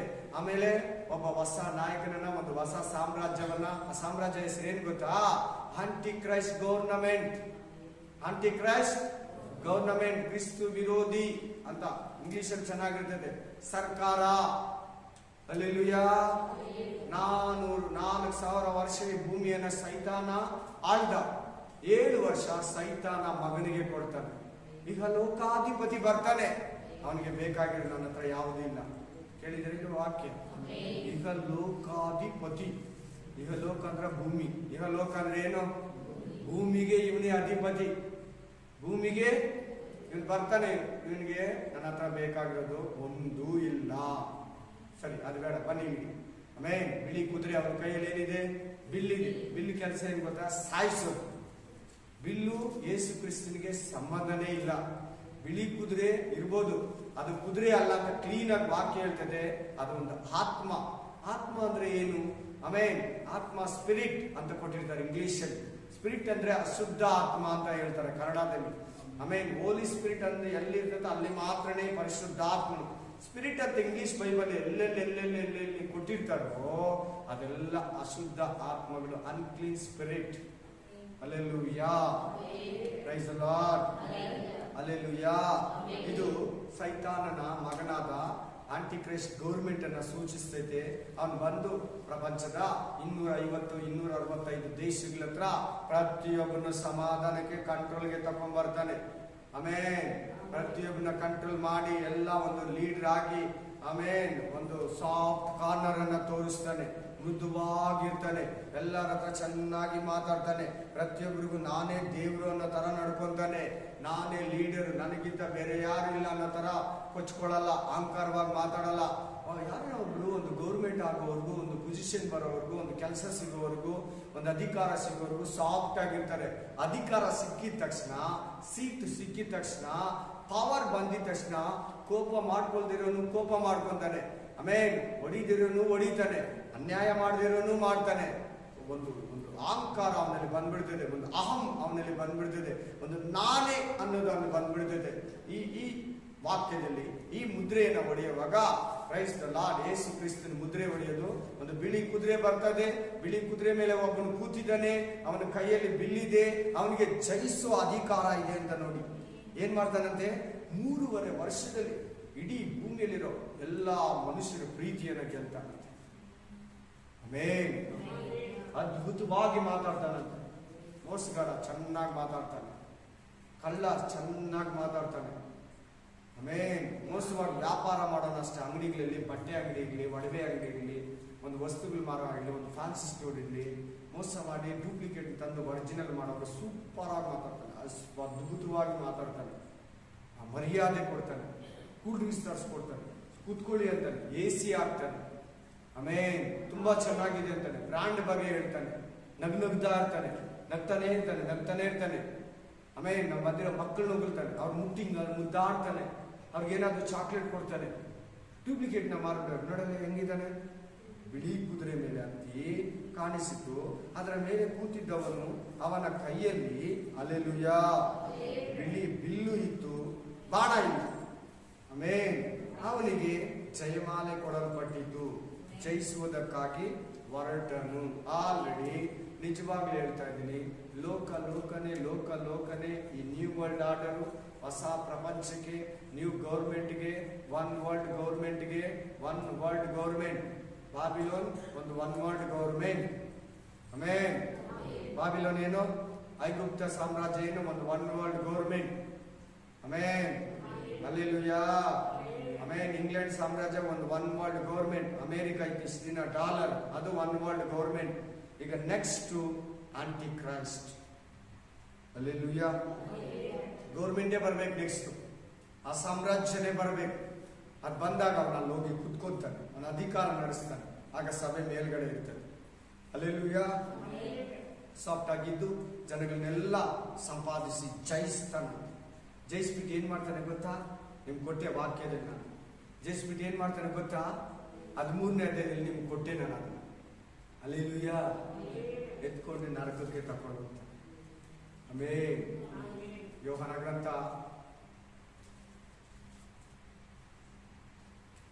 10ನೇ ವಚನ ಹೇಳುತ್ತೆ, ಕಳ್ಳನು ಕದ್ದುಕೊಳ್ಳುವುದಕ್ಕೂ ಕುಯ್ದು ತಿನ್ನುವುದಕ್ಕೂ ನಾಶಪಡಿಸುವುದಕ್ಕೆ ಹೊರತು ಮತ್ಯಾವುದಕ್ಕೂ ಬರುವುದಿಲ್ಲ. ನಾನಾದರೂ ಅವುಗಳಿಗೆ ಜೀವ ಇರಬೇಕಂತಲೂ ಆ ಜೀವ ಸಮೃದ್ಧಿಯಾಗಿರ್ಬೇಕಂತಲೂ ನಿತ್ಯ ಜೀವವನ್ನು ಕೊಡೋದಕ್ಕೆ ಬಂದ. ಹಲ್ಲೆಲೂಯಾ. ಹಲ್ಲೆಲೂಯಾ. ಅರ್ಥ ಆಯ್ತಾ? ನಾನಂದ್ರೆ ಯಾರು ಹೇಳಿ ಇವಾಗ? ಕಳ್ಳನಂದ್ರೆ ಯಾರು ಹೇಳಿ ಇವಾಗ? ಏನ್ ಮಾಡ್ತಾನಂತೆ? ಯಾರನ್ನ ನುಂಗಲಿ. ಇವಾಗ ಹೇಳಿದಲ್ಲ, ಒಂದು ವ್ಯಾಪಾರಿ, ಒಂದು ಮೋಸಗಾರ, ಒಂದು ಕಳ್ಳ, ಒಂದು ರೌಡಿ ಹೆಂಗ್ ಮಾತಾಡ್ತಾನಂತ? ಡ್ರಾಪ್ ಕೊಡ್ಲ? ಯಾಕೆ? ಏನಾಯ್ತು? ಪೆಟ್ರೋಲ್ ಖಾಲಿ ಆಯ್ತಾ? ಆಮೇಲೆ ಆ ಕಡೆ ಈ ಕಡೆ ನೋಡ್ತಾನೆ, ಮೆಲ್ಲಿಗೆ ಗಾಡಿಯಲ್ಲಿ ಹಚ್ಚಿಸ್ಕೊಂಡು ಒಂದು ತೋಪುಗಳಲ್ಲಿ ಕರ್ಕೊಂಡು ಹೋಗ್ಬಿಡ್ತಾನೆ ಮೋಸಗಾರ. ಹಂಗೆ ಇವನ್ ಕೆಲಸ. ಆಮೇಲೆ ನೀವು ಹೆಂಗನ ನಮಗೆ ಕರೆಕ್ಟ್ ಆಗಿದ್ದೀವಿ ಅಷ್ಟೇ. ಬಂದು ಅದು ಹೋಗಿದ ತಕ್ಷಣ ಅದು ಹಿಂದ್ಗಡೆ 2ನೇ ಮುದ್ರೆಯನ್ನು ಯೇಸು ಸ್ವಾಮಿ ಹೊಡಿತಾನೆ ನೋಡಿ. ಆತನು 2ನೇ ಮುದ್ರೆಯನ್ನು ಹೊಡೆದಾಗ ಆಮೇಲೆ ಏನಾಯ್ತು? ಬಾ ಅನ್ನುವುದನ್ನು ಕೇಳಿದನು. 2ನೇ ಜೀವಿ ಹೆಂಗಿತ್ತು? ಕೆಂಪು ಅಲ್ಲಮ್ಮ, 2ನೆಯ ಜೀವಿ ಓರಿ, ಎತ್ತು ಅನ್ನಿ ರೆಡ್ ಬುಲ್ ತರ ಇರ್ತದೆ, ಓರಿ ತರ ಇತ್ತು. ಆಮೇಲೆ 2ನೇ ಜೀವಿ ಹೆಂಗಿದೆ? ಓರಿ ತರ ಇತ್ತು. ಅದೇನಂತ ಕರೀತಾ ಇದೆ? ಏನಂತ ಹೇಳಿದೆ? ಬಾ ಅನ್ನುವುದನ್ನು ಕೇಳಿದನು. ಯಾರನ್ನ ಕರೀತಾ ಇದ್ದಾರೆ? ಯೋಹಾನನನ್ನ ಕರೀತಾ ಇದ್ದಾರೆ. 2ನೇ ಜೀವಿ ಯಾರನ್ನ ಕರೀತಾ ಇದೆ? ಯೋಹಾನನನ್ನ ಕರೆದನು. ಆಗ ಮತ್ತೊಂದು ಕುದುರೆ, ಬಿಳಿ ಕುದುರೆ ಅಂದಿರ ಇನ್ನೊಂದು ಆತ್ಮ ಬರ್ತಾ ಇದೆ. ಆ ಮತ್ತೊಂದು ಆತ್ಮದ ಮೇಲೆ ಆ ಆತ್ಮ ಕಲ್ಲಾರು ಕೆಂಪು, ರೆಡ್. ರೆಡ್ ಅಂದ್ರೆ ಏನನ್ನ ತೋರಿಸ್ತದೆ? ಡೇಂಜರ್. ಏನನ್ನ ತೋರಿಸ್ತದೆ? ಡೇಂಜರ್, ಅಪಾಯ. ಹಲ್ಲೆಲೂಯಾ. ಅಪಾಯವನ್ನು ತೋರಿಸ್ತದೆ, ಅಪಾಯದ ಸೂಚನೆಯನ್ನು ತೋರಿಸ್ತದೆ, ಡೇಂಜರ್ ಸಿಗ್ನಲ್ ಅನ್ನ ಕೊಡ್ತೈತೆ. ರೆಡ್ ಅಂದ್ರೆ ಡೇಂಜರ್, ಬ್ಲಡ್ ಅನ್ನ ಸುರಿಸ್ತೈತೆ. ರೆಡ್ ಮನುಷ್ಯನ ಪ್ರಾಣನ ತೆಗೆದು ಬಿಡ್ತೈತೆ. ಡೇಂಜರ್, ರೆಡ್ ಸಿಗ್ನಲ್ ಹಾಕಿರ್ತಾರೆ, ದಾಟಬಾರ್ದು, ಹೋದ್ರೆ ಫೈನ್ ಆಗ್ತಾರಿಲ್ಲ. ಆ ಕಡೆಯಿಂದ ಬರೋರು ಗುದ್ದು ಬಿಡ್ತಾರೆ, ರೆಡ್ ಸಿಗ್ನಲ್ ಹಾಕಿರ್ತಾರೆ. ಹಲ್ಲೆಲೂಯಾ. ಕೆಂಪು ಕುದುರೆ, ಅದರ ಮೇಲೆ ಕೂತಿದ್ದವನಿಗೆ ಭೂಮಿಯಿಂದ ಸಮಾಧಾನವನ್ನು ತೆಗೆದು ಬಿಡುವುದಕ್ಕೂ. ಹಲ್ಲೆಲೂಯಾ. ಆಮೆನ್. ಈ ವಾಕ್ಯವನ್ನು ಓದುವಾಗ, ಪ್ರಾರ್ಥನೆಯನ್ನು ಮಾಡುವಾಗ, ಪರಲೋಕ ರಾಜ್ಯವನ್ನು ನೆನೆಸುವಾಗ, ದೇವರ ಪ್ರಸನ್ನತೆಯಲ್ಲಿ ನಾವು ಇರುವಾಗ, ಆಮೆನ್, ದೇವರ ವಾಕ್ಯಗಳಲ್ಲಿ ನಾವು ಕೇಳುವಾಗ ಸಮಾಧಾನ ಬರ್ತೈತೆ. ಟಿವಿ ಕೊಡೋ ಸಮಾಧಾನ ಅಲ್ಲ, ಸೀರಿಯಲ್ ಕೊಡೋ ಸಮಾಧಾನ ಅಲ್ಲ, ಲೋಕ ಕೊಡೋ ಸಮಾಧಾನ ಅಲ್ಲ. ಯೇಸು ಕ್ರಿಸ್ತನು ಹೇಳ್ತಾನೆ 16ನೇ ಅಧ್ಯಾಯ 13ನೇ ಅಧ್ಯಾಯ ಯೋಹಾನ ಗ್ರಂಥದಲ್ಲಿ, ಲೋಕ ಕೊಡೋ ಸಮಾಧಾನ ನಾನು ನಿಮಗೆ ಕೊಡಲ್ಲ. ನಾನು ಕೊಡೋ ಸಮಾಧಾನ ಶಾಶ್ವತವಾದದ್ದು, ನಿರಂತರವಾದದ್ದು. ಆ ಸಮಾಧಾನವನ್ನ ತೆಗೆದು ಬಿಡುವುದಕ್ಕೆ ಸೈತಾನ ಮಗನಾಗಿರೋ ಆಂಟಿ ಕ್ರಿಸ್ತು ವಿರೋಧಿ ಬಂದ್ಬಿಟ್ಟು ಭೂಮಿಯಲ್ಲಿ ಏನನ್ನ ತೆಗಿತಾನಂತೆ? ಸಮಾಧಾನವನ್ನ ತೆಗೆದು ಬಿಡ್ತಾನಂತೆ ಮನುಷ್ಯರಲ್ಲಿ. ಹಲ್ಲೆಲೂಯಾ. ಆಮೇಲೆ ಒಬ್ಬ ನೋಡದೆ ಒಬ್ರು ಕೋಪ ಮಾಡ್ಕೊಬೇಕು, ಒಬ್ಬ ನೋಡದೆ ಒಬ್ರು ಕಳವಳ ಪಡಬೇಕು. ಹೆಂಡತಿ ನೋಡದೆ ಗಂಡನು ನೋಡದೆ ಹೆಂಡತಿ, ಮಕ್ಕಳು ನೋಡದೆ ತಂದೆ ತಾಯಿ ನೋಡದೆ ಮಕ್ಕಳು, ಕೂಲಿಯಲ್ಲಿ ನೋಡದೆ ಕೆಲಸದವನು ನೋಡದೆ ಓನರ್ಗೆ, ಆಮೇಲೆ ಒಂದು ಊರು ಇನ್ನೊಂದು ಊರವರಿಗೆ, ಒಂದು ಗೌರ್ಮೆಂಟ್ ಇನ್ನೊಂದು ಗೌರ್ಮೆಂಟ್, ಒಂದು ರಾಜ್ಯ ಇನ್ನೊಂದು ರಾಜ್ಯದವರು, ಒಂದು ಜಿಲ್ಲೆ ಇನ್ನೊಂದು ಜಿಲ್ಲೆಯವರು, ಒಂದು ಭಾಷೆ ಇನ್ನೊಂದು ಭಾಷೆಯವರು, ಅಲ್ಲಿ ಸಮಾಧಾನವನ್ನು ತೆಗೆದು ಬಿಡ್ತಾರೆ. ಈಗ ನೋಡು, ಪಾಕಿಸ್ತಾನಕ್ಕೆ ಇಂಡಿಯಾಗೆ ಆಗಲ್ಲ, ಅವರಿಬ್ಬರ ಮಧ್ಯದಲ್ಲಿ ಸಮಾಧಾನ ಇಲ್ಲ. ಕರ್ನಾಟಕ ತಮಿಳುನಾಡು ಸುಮ್ಮನೆ ಹೇಳ್ತಾ ಇದ್ದೀನಿ, ಆಂಧ್ರ ಕರ್ನಾಟಕ ಬಾರ್ಡರ್ ಪ್ರಾಬ್ಲಮ್, ಆ ಭಾಷೆ ಈ ಭಾಷೆ, ನಾನು ನೀನು, ನಂದು ನಿಂದು, ಕೇಸುಗಳಿದೆ, ಸಮಾಧಾನ ಇಲ್ಲ, ನೀರು ಗಲಾಟೆ, ಭೂಮಿಗೆ ಗಲಾಟೆ. ಆಮೇಲೆ ಚೀನಾಗೆ ಇಂಡಿಯಾಗೆ ಆಗಲ್ಲ, ಆದ್ರೆ ಒಂದಿನ ಅವೆಲ್ಲ ಒಂದಾಗುತ್ತೆ. ಸಮಾಧಾನ ಇಲ್ಲ ಚೀನಾಗೆ ಇಂಡಿಯಾಗೆ. ಪಾಕಿಸ್ತಾನ್ಗೆ ಅಮೇರಿಕಾಗಲ್ಲ, ಅಮೇರಿಕಾ ಜಪಾನ್ಗಾಗಲ್ಲ. ಇರಾನ್ ಇರಾಕ್ ಮೇಲೆ ಅದೇ ಬಾಂಬ್ ದಾಳಿ ಮಾಡಿದ್ರು, ಸಾರಿ ನಾಗಸಾಕೆ ಮೇಲೆ, ಹಿರೋಶಿಮಾ ನಾಗಸಾಕೆ ಮೇಲೆ. ಅಲ್ಲೆಲ್ಲೂಯ್ಯ, ಸಮಾಧಾನವನ್ನ ತೆಗೆದು ಬಿಡ್ತಾರಂತೆ. ನೋಡಿ, ಇವಾಗ ಯಾರ್ಯಾರಿಗೂ ಆಗಲ್ಲ, ಅಕ್ಕ ತಂಗಿಗಾಗಲ್ಲ, ತಾಯಿ ಮಗಳಿಗಾಗಲ್ಲ, ತಂದೆ ಮಗನಿಗಾಗಲ್ಲ. ಕೋಪ, ಜಗಳ, ಉದ್ರೇಕ, ಕಳವಳ, ಹೆಸರಿಗೆ. ಅಲ್ಲೆಲ್ಲೂಯ್ಯ, ಭೂಮಿಯಲ್ಲಿ ಸಮಾಧಾನನೇ ಇರಲ್ಲಂತೆ, ಸಂತೋಷನೇ ಇರಲ್ಲಂತೆ, ಮನುಷ್ಯರಲ್ಲಿ ಹ್ಯಾಪಿನೆಸ್ ಇಲ್ಲಂತೆ. ಏನ್ ತಿಂದ್ರೆ, ಎಷ್ಟು ದುಡ್ಡು ಬಂದ್ರೆ ಕೂಡ ಸಮಾಧಾನ ಇರಲ್ಲಂತೆ. ಸಮಾಧಾನವನ್ನು ತೆಗೆದು ಬಿಡುವುದಕ್ಕೂ, ಆಮೇಲೆ ಮನುಷ್ಯರು ಒಬ್ಬರನ್ನೊಬ್ಬರು ಕೊಲ್ಲುವಂತೆಯೇ ಮಾಡುವುದಕ್ಕೂ ಅಧಿಕಾರವು ಕೊಡಲ್ಪಟ್ಟಿತ್ತು. ಅಲ್ಲೆಲ್ಲೂಯ್ಯ. ಈಗ ಮೇಲೆ ಬರೋ ಕುದುರೆ, ಬಿಳಿ ಕುದುರೆಯಲ್ಲಿ ಯೇಸು ಸ್ವಾಮಿ ಆದ್ರೆ, ಕೆಳಗಡೆ ಕುದುರೆಯಲ್ಲಿ ಯೇಸು ಸ್ವಾಮಿ ಇದಾನ? ಯೇಸು ಸ್ವಾಮಿ ಕೊಲ್ಲೋಣ? ಯೇಸು ಸ್ವಾಮಿ ಸಮಾಧಾನ ತೆಗಿಯೋಣ? ಅಲ್ಲ. ಅಲ್ಲೆಲ್ಲೂಯ್ಯ. ಸಮಾಧಾನವನ್ನ ತೆಗೆಯೋದಕ್ಕೆ, ಕೊಡೋದಕ್ಕೆ ನಾನು ಬಂದಿಲ್ಲ. ಬೆಂಕಿಯನ್ನು ಹಾಕೋದಕ್ಕೆ ಬಂದೆ, ಕತ್ತಿಯನ್ನು ಹಾಕೋದಕ್ಕೆ ಬಂದೆ. ಅದು ಬೇರೆ ಅರ್ಥ ಇದೆ. ಇಲ್ಲಿ ಸಮಾಧಾನವನ್ನ ತೆಗೆದು ಒಬ್ಬನೊಬ್ಬನ ಕೊಲ್ತಾ ಇದ್ದಾನೆ. ಅವನ ಕಲ್ಲಾರೇನ? ಕುದುರೆ ಕಲ್ಲಾರು ರಕ್ತ. ಏನನ್ನ ಸೂಚಿಸುತ್ತೆ? ರಕ್ತ ಹರಿಸೋ ಕೆಲಸ. ಆ ಆತ್ಮದ ಕೆಲಸ ಏನ್ ಮಾಡ್ತದೆ ಅಂತ, ಆತ್ಮ ಮನುಷ್ಯರೊಳಗಡೆ ಮಾತಾಡಿ, ಇವಾಗ ಹೇಳಿ ಕರೆಕ್ಟ್ ಆಗಿ ನಿಮ್ಗೆ ಅರ್ಥ ಆಗ್ತದೆ ಅನಿಸ್ತೈತೆ. ಕುದುರೆ ಅಂದ್ರೆ ಕುದುರೆ ಅಲ್ಲ, ಆತ್ಮ. ಆತ್ಮ ಕೆಲಸ ಏನು? ಸಾಯಿಸೋದು, ಪೀಡಿಸೋದು, ಸಮಾಧಾನ ತೆಗೆಯೋದು, ನೆಮ್ಮದಿ ಹಾಳು ಮಾಡೋದು, ಸೈತಾನಿಗೆ ಕೆಲಸ ಮಾಡೋದು. ಪರಿಶುದ್ಧಾತ್ಮ ಅಂದ್ರೆ ಪರಿಶುದ್ಧಾತ್ಮ. ಆತ್ಮ ಅಂದ್ರೆ ದುರಾತ್ಮ, ದುಷ್ಟಾತ್ಮ, ಅಶುದ್ಧಾತ್ಮ, ಅಂಧಕಾರ ಶಕ್ತಿಗೆ ಸಂಬಂಧಪಟ್ಟದ್ದು. ಆತ್ಮ ಅಂತಿದ್ರೆ, ಪರಿಶುದ್ಧಾತ್ಮ ಅಂದ್ರೆ ಮಾತ್ರನೇ ಪರಲೋಕಕ್ಕೆ, ಪರಿಶುದ್ಧತೆಗೆ, ಯೇಸು ಕ್ರಿಸ್ತನಿಗೆ, ಬೈಬಲ್ಗೆ ಸಂಬಂಧಪಟ್ಟದ್ದು. ಅರ್ಥ ಆಯ್ತಾ? ಆತ್ಮ, ನಾನು ಅವಾಗಲೇ ಹೇಳ್ಕೊಟ್ಟಂಗೆ, ಕುದುರೆ ಅಂದ್ರೆ ಕಲ್ಲಾರ್ನೇ ಕೆಲಸ ಮಾಡಿಸ್ತೇನೆ.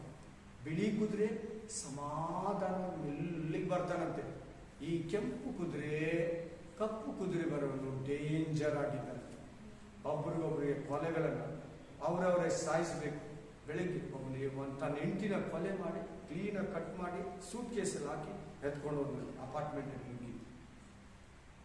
ಆಮೇಲೆ ಯಾರು ಗೊತ್ತಾಗಬಾರ್ದಂತೆ. ರೀಸೆಂಟ್ ಆಗಿ ನಡೆದಿರೋದು ನಾನು ಹೇಳ್ತೀನಿ. ಅಲ್ಲೆಲ್ಲೂಯ್ಯ. ಒಬ್ಬನೊಬ್ರು ಕೊಲ್ಕೊಂತ ಇದ್ದಾರೆ ಮನುಷ್ಯರು. ಒಬ್ಬನೊಬ್ರು ಒಂದು ಮನೆಯಲ್ಲಿರೋರೆ, ಒಂದು ಊರಲ್ಲಿರೋರೆ, ಒಂದು ಗ್ರಾಮದಲ್ಲಿರೋರೆ, ಒಂದು ದೇಶ ಇನ್ನೊಂದು ದೇಶದವ್ರನ್ನ ಒಬ್ಬನೊಬ್ರು ನೋಡಿದ್ರೆ ಸಾಯಿಸ್ತಾ ಇದ್ದಾರೆ. ಹೇಳ್ತಾನೆ, ನೀನು ಸಾಯಿಸ್ಬಿಡ್ತೀನಿ ಕಾಲ. ಉಗ್ರತೆಯನ್ನ ಕೊಟ್ಬಿಡ್ತಾನಂತೆ. ಮೃಗ ಸ್ವಭಾವವನ್ನು ಕೊಟ್ಬಿಡ್ತಾನಂತೆ ಮನುಷ್ಯರಲ್ಲಿ. ಈ ಆತ್ಮ ಹೋಗಿ ಆ ಕೆಲಸ ಮಾಡ್ತದಂತೆ. ಈ ಆತ್ಮದ ಮೇಲೆ ಕೂತಿರೋನು ಆ ಕೆಲಸ ಮಾಡ್ತಾನಂತೆ, ಆಂಟಿ ಕ್ರೈಸ್ಟ್. Alleluia, alleluia. ಇದೆಲ್ಲ ಯಾವಾಗ ನಡೆಯೋದು? ಸಭೆ ಎತ್ತಲ್ಪಡ್ದಿದ್ ಮುಂಚೆ. ಈ ಮೈಂಡ್ ಇಟ್ಕೊಂಡೆ 6ನೇ ಅಧ್ಯಾಯನ ಓದ್ಬೇಕು. ಈಗಲೇ ಹೇಳಿರ್ತೀನಿ. ಸಭೆ ಎಲ್ಲಿದೆ? 7ನೇ ಅಧ್ಯಾಯದಲ್ಲಿ. ಈ ಮುದ್ರೆಗಳಿರೋದಿಲ್ಲಿ 6ನೇ ಅಧ್ಯಾಯದಲ್ಲಿ. ಅಲ್ಲೆಲ್ಲೂಯ್ಯ. ಆಮೇನ್. ಸಮಾಧಾನವನ್ನು ತೆಗೆದು ಬಿಡುವನು, ಅವನಿಗೆ ಅಧಿಕಾರ ಕೊಡಲ್ಪಟ್ಟಿತ್ತು. ಏನ್ ಕೊಟ್ಟಿದೆ ಅವನಿಗೆ? 13ನೇ ಅಧ್ಯಾಯಕ್ಕೆ ಬನ್ನಿ. 13ನೇ ಅಧ್ಯಾಯ 13:4 ಓದಿ. ಘಟಸರ್ಪನು ಆ ಮೃಗಕ್ಕೆ ಅಧಿಕಾರವನ್ನು ಕೊಟ್ಟವನಾದುದರಿಂದ ಅವರು ಆ ಘಟಸರ್ಪನಿಗೆ ನಮಸ್ಕಾರ ಮಾಡುವವರಾದರು. ಅಲ್ಲೆಲ್ಲೂಯ್ಯ. ಸೈತಾನ ಏನ್ ಕೊಟ್ಟಿದ್ದಾನೆ? ಘಟಸರ್ಪ ಅದಕ್ಕೆ ಅಧಿಕಾರವನ್ನ ಕೊಟ್ಟಿದ್ದಾನೆ. ಇಲ್ಲಿದೆ ನೋಡಿ ಆ ಮಾತು, 4ನೇ ವಚನದಲ್ಲಿ ಇದೆ ನೋಡಿ. ಆಮೇಲೆ ಕೊಲ್ಲುವವರಾಗುವಂತೆ ಮಾಡುವುದಕ್ಕೂ ಅವನು ಮಾಡಲ್ಲ. ಒಬ್ಬರು ಒಳಗಡೆ ನುಗ್ಗಿ ಮಾಡಿಸ್ತೈತಂತ.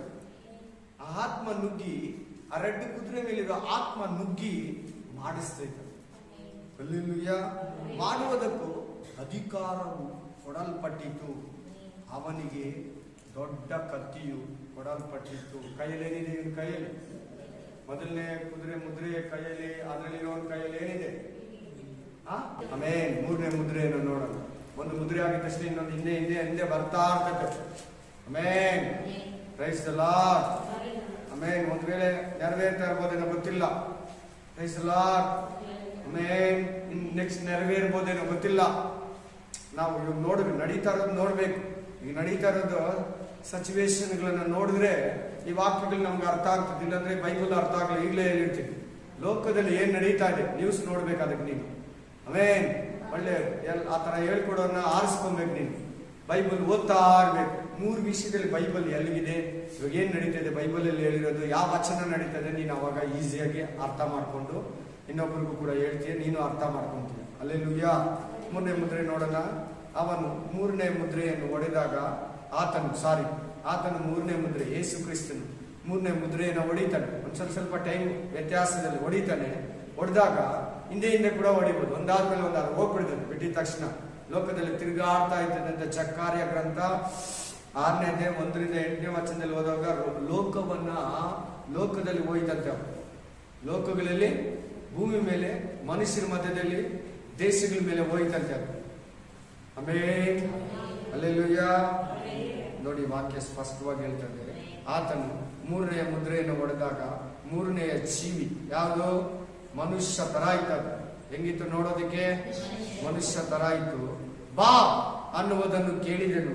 ಆಗ ಇಗೋ ಕಪ್ಪು, ಬ್ಲಾಕ್ ಏನನ್ನ ತೋರಿಸುತ್ತೆ? ಕಪ್ಪು ಕುದುರೆ. ಕಪ್ಪು ಬಟ್ಟೆಯಲ್ಲಿ ಕಟ್ಟಿರ್ತಾರೆ. ಸಾಮಾನ್ಯ ಕೋರ್ಟಲ್ಲಿ ಆ ಸ್ತ್ರೀಗೆ ತಕ್ಕಡಿ ಒಂದು ಇರ್ತೈತೆ, ಕಟ್ಟಿರ್ತಾರೆ. ಅಲ್ಲೆಲ್ಲೂಯ್ಯ. ಕಟ್ಬಿಟ್ಟು ಅಲ್ಲಿಟ್ಟಿರ್ತಾರೆ. ಕಪ್ಪು ಕುದುರೆಯು ಕಾಣಿಸಿತು. ಅದರ ಮೇಲೆ ಕೂತಿದ್ದವನ ಕೈಯಲ್ಲಿ ತ್ರಾಸು ಇತ್ತು. ಏನಿತ್ತು ಅವನ ಕೈಯಲ್ಲಿ? ಕೈ ಕಟ್ಟಬೇಕು. ತ್ರಾಸು ಇತ್ತು. ತಕ್ಕಡಿ ಇದೆ, ಬಟ್ಟೆ ಗಸರಿಲ್ಲ. ಕುದುರೆ ಕಲರು ಬ್ಲ್ಯಾಕ್ ಅಂದ್ರೆ ಏನು? ಕತ್ತಲೆ, ಅಂಧಕಾರ, ಮೋಸ, ವಂಚನೆ, ಮಾಟ ಮಂತ್ರ, ಅನ್ಯಾಯ, ಅನೀತಿ, ಅಶುದ್ಧ, ಮೋಸುವ ಜನಗಳನ್ನ ತೂಗುತ್ತಾನಂತೆ. ಮೋಸ ಎಲ್ಲದರಲ್ಲಿ ಮೋಸ ಇರ್ತದೆ ನೋಡಿ. ನ್ಯಾಯನೇ ಇರಲ್ಲ, ನೀತಿನೇ ಇರಲ್ಲ, ಪರಿಶುದ್ಧತೆನೇ ಇರಲ್ಲ, ಅಯ್ಯೋ ಅನ್ನೋದೇ ಇರಲ್ಲ, ಸಹಾಯ ಅನ್ನೋದೇ ಇಲ್ಲ. ಸ್ವಾರ್ಥಪರರು ಮನುಷ್ಯರು ಹೆಂಗಿದ್ದಾರೆ ಇವಾಗ? ಸ್ವಾರ್ಥಿಗಳು. ಅವ್ರು ನೋಡ್ಕೊಂತಾರೆ. ಅವ್ರ ಮನಸ್ಸು ಸಂತೋಷಕ್ಕೋಸ್ಕರ ಬೇರೆಯವ್ರನ್ನ ಏನ್ ಬೇಕಾದ್ರೂ ಮಾಡ್ತಾರೆ, ಹೆಂಗ್ ಬೇಕಾದ್ರೂ ಮಾತಾಡ್ತಾರೆ. ವಾಕ್ಯನೆತ್ತಿ ಸೈಡ್ಗೆ ಬಿಡ್ತಾರೆ, ನೀತಿಯನ್ನ ಮರೆತು ಬಿಡ್ತಾರೆ. ಹಲ್ಲೆಲೂಯ. ಕಪ್ಪು ಕುದುರೆ ಕಾಣಿಸಿತು. ಅದರ ಮೇಲೆ ಕೂತಿದ್ದವನ ಕೈಯಲ್ಲಿ ತ್ರಾಸು ಇತ್ತು, ತಕ್ಕಡಿ ತ್ರಾಸು ಇತ್ತು. ಆಮೇಲೆ 4 ಜೀವಿಗಳ ಮಧ್ಯದಿಂದ ಒಬ್ಬನ ಧ್ವನಿಯು ಹೊರಟ ಹಾಗೆ ಕೇಳಿದೆನು. ಅದು ರೂಪಾಯಿಗೆ 1 ಸೇರು ಗೋಧಿ. 1 ರೂಪಾಯಿಗೆ 1 ಸೇರು ಗೋಧಿ. ಹಲ್ಲೆಲೂಯ. ರೂಪಾಯಿಗೆ 1 ಸೇರು ಜವೆ ಗೋಧಿ.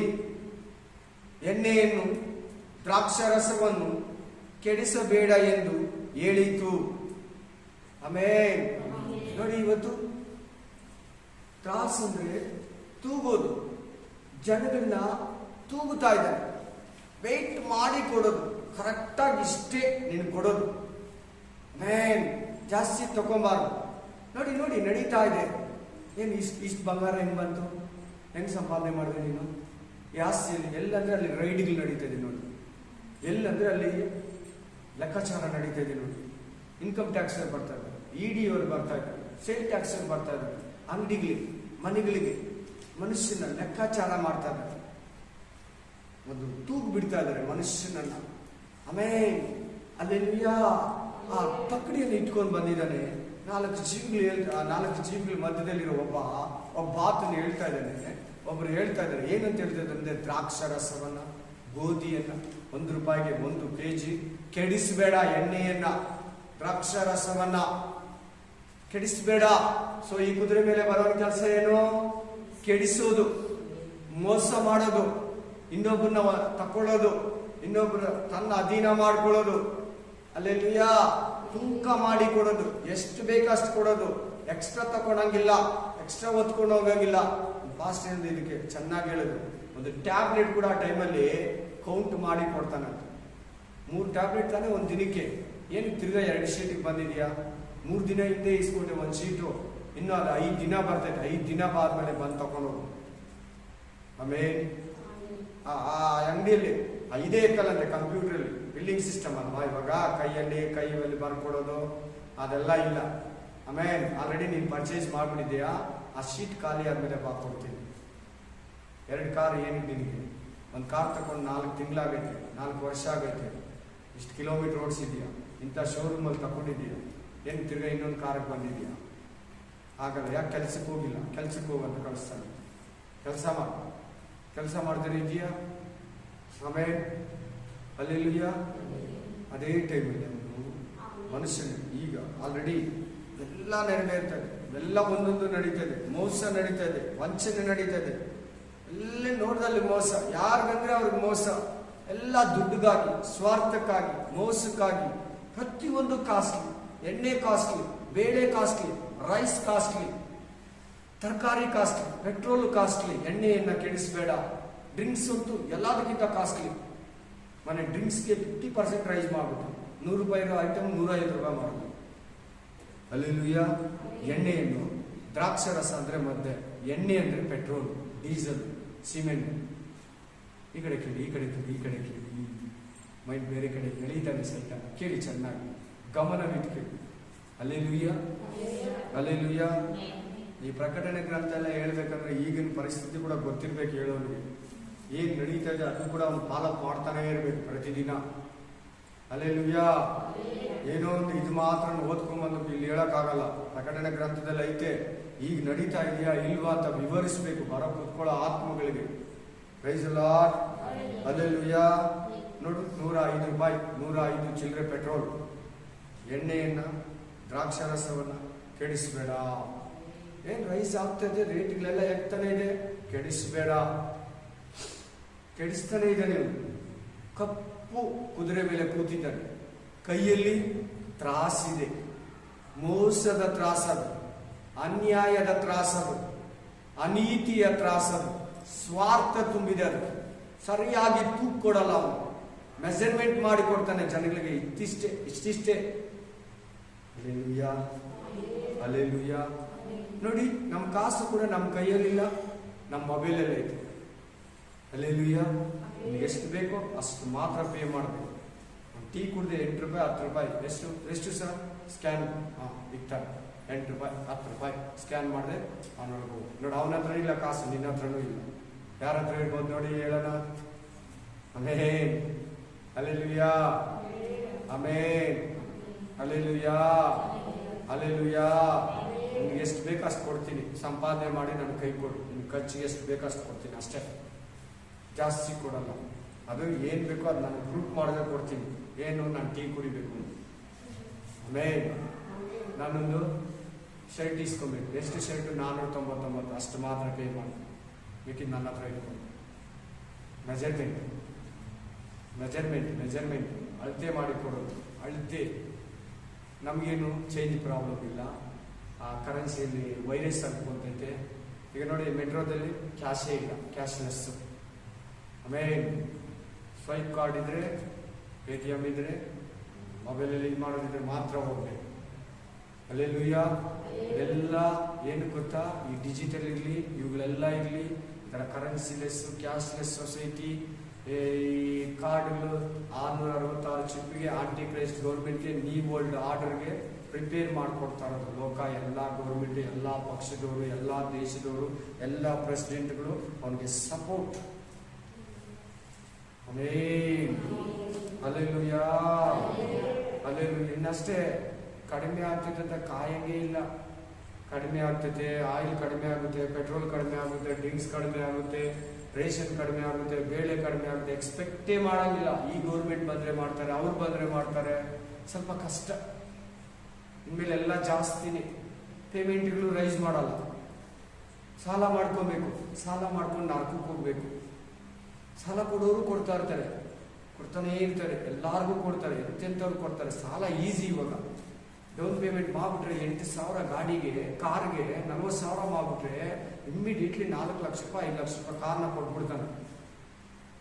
ಕಟ್ಟಕ್ಕಾಗ್ದ್ರೆ ಬಿಟ್ಬಿಟ್ಟು ಹೋಗ್ಬೇಕು ನರಕಕ್ಕೆ. ಕ್ರಿಸ್ತವಾಗಿರೋ ಪಾಸ್ಟ್ರು, ವಿಶ್ವಾಸಿ. ಅದು ಅವನ ಅರ್ಥ. ನಮ್ಗೇನು ಕಾರ್ ಸಿಕ್ಬಿಡ್ತೈತಲ್ಲ, ಅವನು ಕೊಡ್ತಾ ಇರ್ತಾನೆ, ನಾವು ತಗೊಂತಾ ಇರ್ತೀವಿ. ಯಾರು ಕೊಡ್ತಾರೆ? ಸಾಲ ಕೊಡೋದು ನಮಗೆ ಸೈತಾನ. ಈ ಲೋಕ ಹಿಡ್ಕೊಂತೈತಿ. ಈ ಲೋಕ ನಮ್ಮನ್ನ ಬಂಧಿಸ್ತೈತಿ. ಆಮೆನ್. ಹಲ್ಲೆಲೂಯಾ. ನೋಡಿ, ಕಪ್ಪು ಬಟ್ಟೆ, ಕಪ್ಪು ಕುದುರೆ, ಕಪ್ಪು ಏನನ್ನ ತೋರಿಸ್ತದೆ ಅಂದ್ರೆ ಮೋಸವನ್ನ ತೋರಿಸ್ತದೆ, ಅನ್ಯಾಯವನ್ನ ತೋರಿಸ್ತದೆ, ಅಕ್ರಮವನ್ನ ತೋರಿಸ್ತದೆ. ಆಮೆನ್. ಹಲ್ಲೆಲೂಯಾ. ತ್ರಾಸು ಕೆಲಸ ಇದೆ. ತೂಗಿ ಕೊಡೋದು, ಕೌಂಟ್ ಮಾಡಿ ಕೊಡೋದು, ಮೆಜರ್ಮೆಂಟ್ ಮಾಡಿ ಕೊಡೋದು, ಅಳತೆ ಮಾಡಿ ಕೊಡೋದು. ಕೆಡಿಸ್ಬೇಡ ಅಂತ ಒಂದು ಕೇಳ್ತಾ ಇದೆ. ಆಮೇಲೆ ಎಲ್ಲ ಕೆಟ್ಟೋಗಿದೆ. ರೈತರು ನೋಡಿ, ಅವ್ರು ಎತ್ಕೊಂಡ್ಬರ್ತಾರಲ್ಲ, ರೇಟ್ ಅವ್ರು ಫಿಕ್ಸ್ ಮಾಡೋಂಗಿಲ್ಲ. ಅದು ಕೊಟ್ಮೇಲೆ 19 ಬಿಟ್ಟು ಕೊಡಬೇಕು, ಆಧಾರ್ ನಂಬರ್ ಕೊಡಬೇಕು. ರೈತರಿಗೆ ಮೊದಲು ಥರ ಇಲ್ಲ, ಅಲ್ಲೆಲ್ಲ ಮಾರಬಾರ್ದು, ಮಾರ್ಕೆಟ್ಗೆ ಎತ್ಕೊಂಡ್ಬರ್ಬೇಕು. ರೈತರು ನೋಡಿ, ಅವ್ರು ಹಿಂಗೋ ಕೊಡು ಪ್ರೊಟೆಸ್ಟ್ ಮಾಡ್ತಾನೇ ಇದ್ದಾರೆ ಡೆಲ್ಲಿಯಲ್ಲಿ. ಅವ್ರಿಗೆ ಏನೇನೋ ಮಾಡಿದ್ರು, ಆ ರೋಡ್ಗೆ ಇದಕ್ಕಿದ್ರು, ನೀರು ಕೊಟ್ಟಿಲ್ಲ, ಬಾತ್ರೂಮ್ ಕೊಟ್ಟಿಲ್ಲ, ಎಲೆಕ್ಟ್ರಿಷಿಯನ್ ಕಟ್ ಮಾಡಿದ್ರು. ಕಡೆಗೆ ರೈತರ ಜೀವಿತ ಕಂಗಾಲಾಯಿತು. ಬಿಸ್ನೆಸ್ ಮ್ಯಾನ್ಗಳು ಒಳ್ಳೆ ಬಿಸ್ನೆಸ್ ಮಾಡೋಂಗಿಲ್ಲ. ನನಗೆ 16 ಇದು GST ಟ್ಯಾಕ್ಸ್ ಅಂತೆ, ಅದಂತೆ, ಇದಂತೆ, ಲೈಸೆನ್ಸ್ ಅಂತೆ. ಡಿಸ್ಟ್ರಿಬ್ಯೂಟರ್ಗಳಷ್ಟೇ, ಕಂಪ್ನಿ ಓನರ್ಗಳಷ್ಟೇ, ಎಲ್ಲ ಅದು cut condition, full condition. Full ಏನು ಮಾಡ್ತಾರೆ, ಎಲ್ಲಾರನ್ನು ಸ್ಕ್ಯಾನ್ ಮಾಡಾಗ್ತಾ ಇದೆ, ಡಿಜಿಟಲ್ ಮಾಡಿಬಿಡ್ತಾ ಇದೆ. ಪ್ರತಿಯೊಬ್ಬನು ಕೂಡ ಕಂಪ್ಯೂಟರ್ಗೆ ತಗೊಂಡ್ಬಂದ್ಬಿಡ್ತಾ ಇದ್ದಾನೆ ಗೌರ್ಮೆಂಟು. ಎಲ್ಲ ಮಾಡಿ ಅವನ ಕೈ ಕೊಡಬೇಕು ಕಂಪ್ಲೀಟ್ಲಿ. ನೀನು ಏನು ಮಾಡ್ತೀವಿ, ಎಲ್ಲಿ ಓದ್ತಿ, ಎಲ್ಲಾನು ಕಂಡಿಡ್ಬೇಕು. 4ನೇ ಮುದ್ರೆ ಆದ್ಮೇಲೆ ಎಷ್ಟನೇ ಮುದ್ರೆ? 4ನೇ ಮುದ್ರೆ, 4ನೇ ಮುದ್ರೆ ಎಲ್ಲಿ ಬರ್ತದೆ ನೋಡಿ? 7ನೇ ವಚನ 6-7, ಪ್ರಕಟಣೆ ಗ್ರಂಥ 6-7, ರೆವಲ್ಯೂಷನ್ ಚಾಪ್ಟರ್ 6-7. ಆತನು 4ನೇ ಮುದ್ರೆಯನ್ನು ಹೊಡೆದಾಗ 4ನೆಯ ಜೀವಿಯು ಬಾ ಅನ್ನುವ ಶಬ್ದವನ್ನು ಕೇಳಿದೆನು. ಆಗ ಇಗೋ, ಬೂದಿ ಬಣ್ಣದ ಕುದುರೆಯು, ಇದರಲ್ಲಿ ಗ್ರೀನ್ ಮಿಕ್ಸ್ ಇರ್ತದೆ, ಬೂದಿ ಬಣ್ಣದ ಕುದುರೆಯು ಕಾಣಿಸಿತು. ಹಸಿರು ಶಾಂತಿಯನ್ನು ತೋರಿಸ್ತದೆ. ಏನನ್ನ ತೋರಿಸ್ತದೆ? ಶಾಂತಿಯನ್ನು, ಹಸಿರು. Praise the Lord. ಅದರ ಮೇಲೆ ಕೂತಿದ್ದವನ ಹೆಸರು ಮೃತ್ಯುವು. ಈ ತೆಲುಗಲ್ಲಿ ಚೆನ್ನಾಗಿದೆ, ಕನ್ನಡದಲ್ಲಿ ಬೂದಿ ಬಣ್ಣ. ಬೂದಿ ಏನಾಗ್ತಾನೆ? ಮನುಷ್ಯನ ಸುಟ್ರೆ ಏನಾಗ್ಬಿಡ್ತಾನೆ? ಬೂದಿನೇ, ಸಿಮೆಂಟ್ ಕಲರೇ. ಆಮೇಲೆ ಹಲ್ಲೆಲೂಯಾ. ಅದ್ರ ಮೇಲೆ ಕೂತಿದ್ದವನು ಮೃತ್ಯುವಂತೆ. ನೋಡಿ, ಹಾಗೋ ಬೂದಿ ಬಣ್ಣದ ಕುದುರೆಯು ಕಾಣಿಸಿತು. ಅದರ ಮೇಲೆ ಕೂತಿದ್ದವನ ಹೆಸರು ಮೃತ್ಯುವು. ಅವನ ಹಿಂದೆ ಪಾತಾಳ ಎಂಬುವನು ಬಂದನು. ಪಾತಾಳ ಏನು? ಸತ್ತಿರೋ ಪಾಪಿಗಳನ್ನ ಯೇಸು ಕ್ರಿಸ್ತನ ಲೆಕ್ಕ ಕೊಟ್ಟವರು ಇಟ್ಕೊಳ್ಳೋ ಸ್ಥಳ. ಪಾತಾಳ ಅಂದ್ರೆ ಏನು? ಯೇಸು ಕ್ರಿಸ್ತನು ನ್ಯಾಯ ತೀರ್ಪು ಮಾಡ್ತಾನೆ ಬಿಳಿ ಸಿಂಹಾಸನದ ಮೇಲೆ ಕೂತ್ಕೊಂಡು. ಅಲ್ಲಿ ತನಕ ಸ್ಟೇ ಮಾಡೋ ಸ್ಥಳನೇ ಪಾತಾಳ. ಯಾರು? ಪಾಪಿಗಳು. ಪರಿಶುದ್ಧರು ಪರದೇಸಿ, ಪ್ಯಾರಡೈಸ್, ಅಲ್ಲಿ ಸ್ಟೇ ಮಾಡ್ತಾರೆ. ಅಲ್ಲಿ ಕುರಿಗಳು, ಇಲ್ಲಿ ಆಡುಗಳು. ಈ ಕಡೆ ಆಡುಗಳು, ಆ ಕಡೆ ಕುರಿಗಳು. ನಾನು ನಿಮ್ಮನ್ನು ಹಿಂಗೆ ಅವನಿಗಲ್ಲ, ಬೈಬಲಲ್ಲಿ ಹೇಳ್ತಾ ಇರೋದು ಹಂಗೆ. 25ನೇ ಮತ್ತಾಯ ಗ್ರಂಥದಲ್ಲಿ ಬಲಗಡೆ ಕುರಿಗಳನ್ನ, ಎಡಗಡೆ ಆಡುಗಳನ್ನ ಸಪರೇಟ್ ಮಾಡಿ ಇಟ್ಕೊಂಡಂತೆ ಬಿಳಿ ಸಿಂಹಾಸನದ ಮುಂದ್ಗಡೆ. ಅರ್ಥ ಆಯ್ತಾ? ಆಮೇನ್. ಹಲ್ಲೆಲೂಯಾ. ನೀವು ಬೈಬಲ್ ಓದ್ಬೇಕು. ಸುಮ್ಮನೆ ಇಲ್ಲಿ ಬಂದು ಇದು ಕೇಳಿದ್ರೆ ನಿಮ್ಗೆ ಅರ್ಥ ಆಗಲ್ಲ.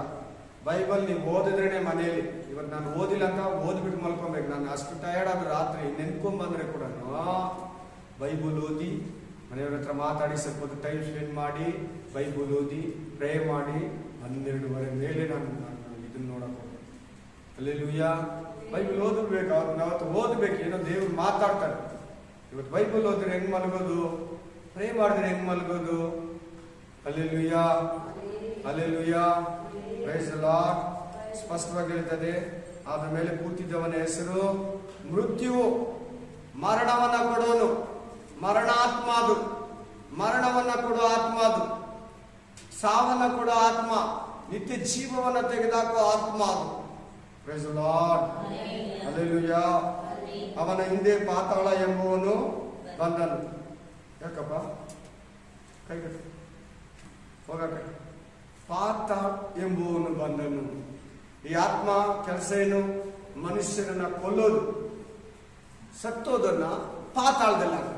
ಸತ್ತೋದನ್ನ ಎಲ್ಲ ಹಾಕೋದು? ಪಾತಾಳದಲ್ಲಿ ಹಾಕೋದು. ಇದ್ರ ಕೆಲಸನೇ ಅಲ್ಲ. ಪಾತಾಳದಲ್ಲಿ ಹಾಕ್ಬಿಟ್ರೆ ಅವರೊಂದಿನ ಹೋಗೋದೇ ನರಕಕ್ಕೆ. ಹೋಗೋದು ಎಲ್ಲಿಗೆ? ನರಕಕ್ಕೆ. ಸಾಕು, ಅಲ್ಲಿ ಹಾಕ್ಬಿಡೋಣ. ಎತ್ಕೊಂಡೋಗಿ ಪೊಲೀಸ್ ಸ್ಟೇಷನಲ್ಲಿ FIR ಆದ್ಮೇಲೆ ಎತ್ಕೊಂಡೋಗಿ ಜೈಲಲ್ಲಿ ಹಾಕ್ತಾರೆ, ಕೋರ್ಟಲ್ಲಿ ಕ್ಲಿಯರ್ ಆದ್ಮೇಲೆ. ಹಲ್ಲೆಲೂಯಾ. ಕೋರ್ಟ್ ಯಾವುದು ಹೇಳಿ ಇವಾಗ? ಬಿಳಿ ಸಿಂಹಾಸನ.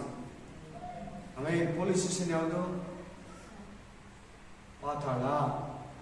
ಆಮೇಲೆ ಸಾರಿ, ಹಲ್ಲೆಲೂಯಾ. ಆಮೇಲೆ ಅಲ್ಲೇ ಸ್ಟೇ ಮಾಡೋ ಜಾಗ ಪಾತಾಳ. ಹಲ್ಲೆಲೂಯಾ. ಒಂದು ನ್ಯಾಯ ತೀರ್ಪಾಗುವ ಸ್ಥಳ, FIR ಆಗುವ ಸ್ಥಳ, ಭೂಮಿ ಸಂಬಂಧಪಟ್ಟಿದ್ದು. ಹಲ್ಲೆಲೂಯಾ. ಬಂದು ನೋಡು, ಅವನ ಹಿಂದ್ಗಡೆ ಪಾತಾಳ ಬಂತು. ಅದು ಮುಂದೆ ನೋಡಿ, ಅವರಿಗೆ ಭಯ ಭೂಮಿಯ ಕಾಲು ಭಾಗದಲ್ಲಿ ಕತ್ತಿಯಿಂದಲೂ ಬರದಿಂದಲೂ ಅಂಟು ರೋಗದಿಂದಲೂ ಕಾಡು ಮೃಗಗಳಿಂದಲೂ ಕೊಲ್ಲುವುದಕ್ಕೆ ಅಧಿಕಾರವು ಕೊಡಲ್ಪಟ್ಟಿತು. ಕಾಡು ಮೃಗ ಅಂದ್ರೆ ಹಾವನ್ನು ತಿಂದು ಸತ್ತು, ಹಾವನ್ನು ತಿಂದು ಬಂದಿರೋದು ಇದು ಕೊರೋನಾ ವೈರಸ್. ಹಂದಿ ತಿಂದು ಬಂದಿರೋದು ಹಂದಿ ಜ್ವರ. ಹಲ್ಲೆಲೂಯಾ. ಕೋಳಿ ತಿಂದು ಬಂದಿರೋದು ಚಿಕನ್ ಗುನ್ಯಾ, ಕೇಳಿದಿರಾ? ಇಲಿ ತಿಂದು ಬಂದಿರೋದು, ಆಮೇಲೆ ನಾಯಿನ ತಿಂದು ಬಂದಿರೋದು ರೇಬಿಸ್ ಅಂತ ಎಲ್ಲ ಒಂದೊಂದಕ್ಕೊಂದೊಂದೊಂದೊಂದು ರೋಗ, ಒಂದೊಂದು ಪಕ್ಷಿಗೆ ಒಂದೊಂದು ಪ್ರಾಣಿಗೆ ಹೇಳ್ತಾರಲ್ಲ, ಅದನ್ನೇ ಕಾಡು ಮೃಗಗಳಿಂದ ಅಂತ ಇಲ್ಲ ಅರ್ಥ. ಅಂಟು ರೋಗಗಳಿಂದ. ವೈರಸ್ ಕೂಡ ಅಂಟು ರೋಗನೇ, ಅದಕ್ಕೆ ಪ್ರೈಸ್ ಲಾಟ್ ಕೊಡಲ್ಲ, ಅದಕ್ಕೆ ಕೈ ಕೊಡಲ್ಲ, ಅದಕ್ಕೆ ಯಾರು ಅಪ್ಕೊಳ್ಳಲ್ಲ, ಅದಕ್ಕೆ ಕ್ಯಾಶ್ ಕೂಡ ಇಸ್ಕೊಳ್ಳೋಕೆ ಭಯ ಪಡ್ತಾರೆ. ಆಮೇಲೆ ಹಲ್ಲೆಲೂಯಾ. ಒಬ್ಬ ಮನುಷ್ಯ ಏನಾರ ಅಂಗಡಿಯಲ್ಲಿ ಚಿಲ್ಲರೆ ತಂದ್ರೆ, ನೋಟ್ ತಂದ್ರೆ, ಆ ನೋಟ್ 4 ಸಾರಿ ಸ್ಯಾನಿಟೈಸರ್ ಆಗ್ತಾನಂತೆ. ಈ ಕೂಡ 4 ಸಾರಿ. ಅಂಟು ರೋಗ ಮಾತಾಡದೆ ಬಂದ್ಬಿಡುತ್ತೆ, ಹತ್ರ ನಿಂತ್ಕೊಂಡ್ರೆ ಬಂದ್ರೆ, ಕೈ ಕೊಟ್ಟರೆ ಅಂಟು ರೋಗ ಅಂತಿದೆ ನೋಡಿ ಇಲ್ಲಿ. ಅವರಿಗೆ ಭೂಮಿಯ ಕಾಲು ಭಾಗದಲ್ಲಿ ಕತ್ತಿಯಿಂದಲೂ, ಕತ್ತಿ ಅಂದ್ರೆ ಸಾಯಿಸೋ ಕತ್ತಿಯಿಂದಲೂ, ಬರದಿಂದಲೂ, ಅಂಟು ರೋಗದಿಂದಲೂ. ಬರ ಅಂದ್ರೆ ಕಷ್ಟ, ಕೆಲಸ ಇಲ್ಲ. ಇದೆಯಾ? ಕೆಲಸಗಳಿದೆಯಾ? ಬಿಸಿನೆಸ್ ಮ್ಯಾನ್ ಸ್ಟ್ರಾಂಗ್ ಆಗಿದಾರ? ಕಂಪ್ನಿಗಳು ಮುಚ್ಚಿದೆ, ಎಲ್ಲ ಲಾಸ್, ಎಲ್ಲಂದ್ರೆ ಅಲ್ಲಿ ಕಷ್ಟಗಳು, ಯಾರಂದ್ರೆ ಅವ್ರ ಕಷ್ಟಗಳು. ಆಮೇಲೆ ಎಲ್ಲ ಆ ತರ ಜನಗಳಿಗೂ ಕಷ್ಟನೇ. ಬರ, ಅಂಟು ರೋಗ, ಕತ್ತಿಯಿಂದ, ಕಾಡು ಮೃಗಗಳಿಂದ, ಆಂಟಿ ವೈರಸ್ ಇಂದ, ರೋಗದ ಒಂದು ವೈರಸ್ ಇಂದ ಪೀಡಿಸುವ ಅಧಿಕಾರ ಅವನಿಗೆ ಕೊಡಲ್ಪಟ್ಟಿತ್ತು. ಆ ಕುದುರೆ ಬರುವಾಗ ಪ್ರಪಂಚವೆಲ್ಲ ಟೋಟಲಿ ಈ ತರ ರೋಗ, ಕೊರೋನಾ ವೈರಸ್ ಇದುವರೆಗೂ ಪ್ರಪಂಚದಲ್ಲಿ ಎಲ್ಲಿ ಬಂದಿಲ್ಲ. ಸ್ಪೈನ್ ಬಂತು, ಸ್ಪೈನ್ ಫ್ಲೂ ಬಂತು, ಸ್ಪೈನ್ ದೇಶಕ್ಕೆ ಮಾತ್ರ ಇತ್ತು. HIV ಬಂತು, ಆಫ್ರಿಕಾ ಖಂಡಕ್ಕೆ ಮಾತ್ರ ಇತ್ತು. ಈ ಕೊರೋನಾ ವೈರಸ್ ಮಾತ್ರ ಪ್ರಪಂಚವೆಲ್ಲ ಇದೆ. ಇದರಲ್ಲಿರೋ ಸ್ಪೆಷಲ್. ಎಲ್ಲಾ ದೇಶಗಳಲ್ಲೈತೆ, ಪ್ರತಿಯೊಬ್ಬರನ್ನು ಪೀಡಿಸ್ತಾ ಇದೆ, ಪ್ರತಿಯೊಬ್ಬರನ್ನು ಕೂಡ ಕಾಡ್ತಾ ಇದೆ. ಹಲ್ಲೆಲೂಯಾ. ಅಲ್ಲೇ ಕ್ಲೀನ್ ಆಗಿ ಹೇಳ್ತಾ ಇದೆ ನೋಡು, ಅಧಿಕಾರವು ಕೊಡಲ್ಪಟ್ಟಿತ್ತು, ಕೊಲ್ಲುವುದಕ್ಕೆ ಅಧಿಕಾರವು ಕೊಡಲ್ಪಟ್ಟಿತ್ತು. ಇದು 4ನೇ ಮುದ್ರೆ ಸೀಕ್ರೆಟ್. 5ನೇ ಮುದ್ರೆ ಏನಿದೆ ನೋಡಿ, 9ನೇ ವಚನ, 5, 6, 9 ರೆವಲ್ಯೂಷನ್. ಆತನು 5ನೇ ಮುದ್ರೆಯನ್ನು ಹೊಡೆದಾಗ ದೇವರ ವಾಕ್ಯದ ನಿರ್ಮಿತವಾಗಿಯೋ, ತಾವು ಹೇಳಿದ ಸಾಕ್ಷಿಯ ನಿರ್ಮಿತವಾಗಿಯೋ, ಹಲ್ಲೆಲೂಯಾ, ಕೈ ಕಟ್ಕೊಬೇಕು, ನಿರ್ಮಿತವಾಗಿಯೋ ಹತವಾದವರ ಆತ್ಮಗಳ ಯಜ್ಞವೇದಿಯ ಕೆಳಗಿರುವುದನ್ನು ಕಂಡೆನು. ಯಾರು? ಯೋಹಾನ. ಎಲ್ಲಿದ್ದಾರೆ? ಯಜ್ಞವೇದಿ ಕೆಳಗಡೆ. ಯಜ್ಞವೇದಿ ಎಲ್ಲಿ ಬರೋದು? ಅತಿ ಪರಿಶುದ್ಧ ಸ್ಥಳ, ಯಜ್ಞವೇದಿ. ಆಮೇಲೆ ಅಲ್ಲಿ ಹೊರಾಂಗಣ, ಗುಡಾರದಲ್ಲಿ 3 ಸ್ಥಳ ಇರ್ತದೆ. ಬಲಿ ಅರ್ಪಿಸೋ ಸ್ಥಳ, ಯಜ್ಞವೇದಿ, ಪರಿಶುದ್ಧ ಸ್ಥಳ, 12 ರೊಟ್ಟಿಗಳು, ಆಮೇಲೆ ದೀಪಸ್ತಂಭ ಇಡೋ ಸ್ಥಳ, ಒಳಗಡೆ ಮಂಜೂಷ, ಅತಿ ಪರಿಶುದ್ಧ ಸ್ಥಳ. ಎಲ್ಲಿದ್ದಾರೆ ಈ ಆತ್ಮಗಳು? ಯಜ್ಞವೇದಿ ಕೆಳಗಡೆ ಇದ್ದಾರೆ ನೋಡಿ, ಚೆನ್ನಾಗಿ. ಅವರು ಒಡೆಯನೇ, ಪರಿಶುದ್ಧನು, ಸತ್ಯವಂತನು ಆಗಿರುವಾತನೇ, ಭೂ ನಿವಾಸಿಗಳು ನಮ್ಮನ್ನು ಕೊಂದಿದ್ದಕ್ಕಾಗಿ ನೀನು ಎಷ್ಟು ಕಾಲನವರೆಗೂ ನ್ಯಾಯ ವಿಚಾರಣೆ ಮಾಡದೆಯೋ ಪ್ರತಿದಂಡನೆಯೋ ಮಾಡದೆಯೋ ಇರಿವಿ ಎಂದು ಮಹಾಶಬ್ದದಿಂದ ಕೂಗಿದರು. ಅದರಲ್ಲಿ ಒಬ್ಬೊಬ್ಬನಿಗೂ ಒಂದೊಂದು ಬಿಳಿ ನಿಲುವಂಗಿಯು ಕೊಡಲ್ಪಟ್ಟಿತು. ಇವ್ರಿಗೆ ಏನಂದ್ರೆ ಇಲ್ಲಿ ಇವರೇ ಹೇಳ್ತಾ ಇದ್ದಾರೆ, ಏನಂತ ಕೇಳ್ಕೊತಾ ಇದ್ದಾರೆ, ಏನಂತ ದೇವರನ್ನ ಆರಾಧಿಸ್ತಾ ಇದ್ದಾರೆ. ನಮ್ಮನ್ನು ಕೊಂದ್ರಲ್ಲ, ಅವ್ರಿಗೆ ಯಾವಾಗ ಶಿಕ್ಷೆ ಆಗೋದು? ನಮ್ಗೆ ಯಾವಾಗ ನ್ಯಾಯ ತೀರ್ಪಾಗಿ ನಿತ್ಯ ಜೀವ ಪರಲೋಕ ಕೊಡೋದು? ಎಲ್ಲಿ ತನಕ ನಾವು ಇಲ್ಲಿ ರೆಸ್ಟ್ ಅಲ್ಲಿ ಇರಬೇಕು? ನೀನ್ ಬೇಗ ನ್ಯಾಯ ತೀರ್ಸು ಅಂತ ಅವ್ರು ಕೇಳ್ತಾ ಇದ್ದಾರೆ. ಈಗ ಅವ್ರಿಗೆ ಏನ್ ಕೊಡು ಅಂತ ಕೇಳ್ತಾ ಇದ್ದಾರೆ ಇವರು? ದಂಡನೆ ಕೊಡು, ಪನಿಷ್ಮೆಂಟ್ ಕೊಡು. ನಮ್ಮನ್ನು ಕೊಂದ್ರಲ್ಲ ಇವರು, ನಮ್ಮ ರಕ್ತನ ಸುರಿಸ್ತಿರಲ್ಲ ಭೂಮಿಯಲ್ಲಿ, ಇವರಿಗೆ ದಂಡನೆ ಕೊಡು. ದಂಡನೆ ಕೊಡೋದು ಕೃಪಾ ನಿಯಮ ಅಲ್ಲ.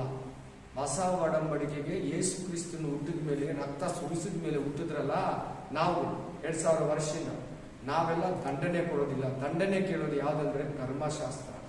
ಕಣ್ಣಿಗೆ ಕಣ್ಣು, ಅಲ್ಲಿಗೆ ಅಲ್ಲು, ಏಟಿಗೆ ಏಟು, ಪ್ರಾಣ ಹೋದ್ರೆ ಪ್ರಾಣ, ಎತ್ತಿಗೆ ಎತ್ತು ವಾಪಸ್ ಕೊಡ್ಬೇಕು. ಧರ್ಮಶಾಸ್ತ್ರದವರಿಗೂ ಅದೊಂದು ಗ್ರೂಪ್, ಅವರಲ್ಲಿ ಕೂತಿದ್ದಾರೆ ಪರಿಶುದ್ಧರು. ಅವರು ಕೂಡ ಅವ್ರಿಗೆ ನಿಲುವಂಗಿ ಕೊಡಲ್ಪಟ್ಟಿದೆ, ಬಿಳಿ. ಯಾವಾಗ ತೀರಿಸ್ತೀಯ ಅವ್ರಿಗೆ ದಂಡನೆ. ನಾವೆಲ್ಲ ಕೇಳಬಾರ್ದು. ನಾವ್ ಯಾರಿಗೂ ಶ್ರಮಿಸೋದು ಹೊಸ ಒಡಂಬಡಿಕೆ. ಕೃಪಾ ನಿಯಮ ಅಂದ್ರೆ ಶ್ರಮಿಸೋದು. ಕೃಪೆ ಅಂದ್ರೆ ಏನ್ ಹೇಳಿ? ಬಿಟ್ಟು ಬಿಡೋಲ್ಲ, ಹೋಗು ಪರವಾಗಿಲ್ಲ, ತಕೋ ತಿನ್ನು. ಕೃಪೆ ಅಂದ್ರೆ ಏನು? ಅಯ್ಯೋ ಅನ್ನೋದು. ಧರ್ಮಶಾಸ್ತ್ರ ಹಂಗಲ್ಲ. Hallelujah, hallelujah. ಸೊ ಇಲ್ಲಿರೋ ಗ್ರೂಪ್ ಯಾರು? ಹೊಸ ಒಡಂಬಡಿಕೆ ಅಲ್ಲ, ಯೇಸು ಕ್ರಿಸ್ತನ ರಕ್ತದಿಂದ ತೊಳೆಯಲ್ಪಟ್ಟವರು ಅಲ್ಲ ಇವರು. ಯೇಸು ಕ್ರಿಸ್ತನ ರಕ್ತದಿಂದ ತೊಳೆಯಲ್ಪಟ್ಟವರು ವಿಶ್ವಾಸಿ ಆಗ್ಲಿ, ಪಾಸ್ಟ್ ಆಗ್ಲಿ, ಸತ್ರೆ ಹಿಂಗ ಅನ್ನಲ್ಲ, ಅನ್ನೋದೇ ಇಲ್ಲ. ಹೆಂಗಂತಾರೆ ಹೇಳಿ? ಹೆಂಗಂತ ಹೇಳಿ? ಸ್ಟೀಫನ್ನು ಹೆಂಗಂದಿದ್ದೆ? ಸ್ಟೀಫನ್ನು ಕಲ್ಲು ನೋಡಿತಾ ಇದ್ರೆ ಹೆಂಗಂದ? ಇವ್ರು ಏನ್ ಮಾಡ್ತಾ ಇದ್ರೆ ಇವ್ರಿಗೆ ಗೊತ್ತಿಲ್ಲ. ಇವರು ಏನ್ ಮಾಡ್ತಾ ಇದ್ರೆ ಇವ್ರಿಗೆ ಗೊತ್ತಿಲ್ಲ. ಈ ಪಾಪನ ಅವ್ರ ಮೇಲೆ ಹಾಕ್ಬೇಡಿ ದೇವ್ರೇ, ಎಸಯ್ಯ, ಈ ಪಾಪನ ಅವ್ರ ಮೇಲೆ. ಬಟ್ ಇವ್ರು ಏನ್ ಕೇಳ್ತಾ ಇದ್ದಾರೆ?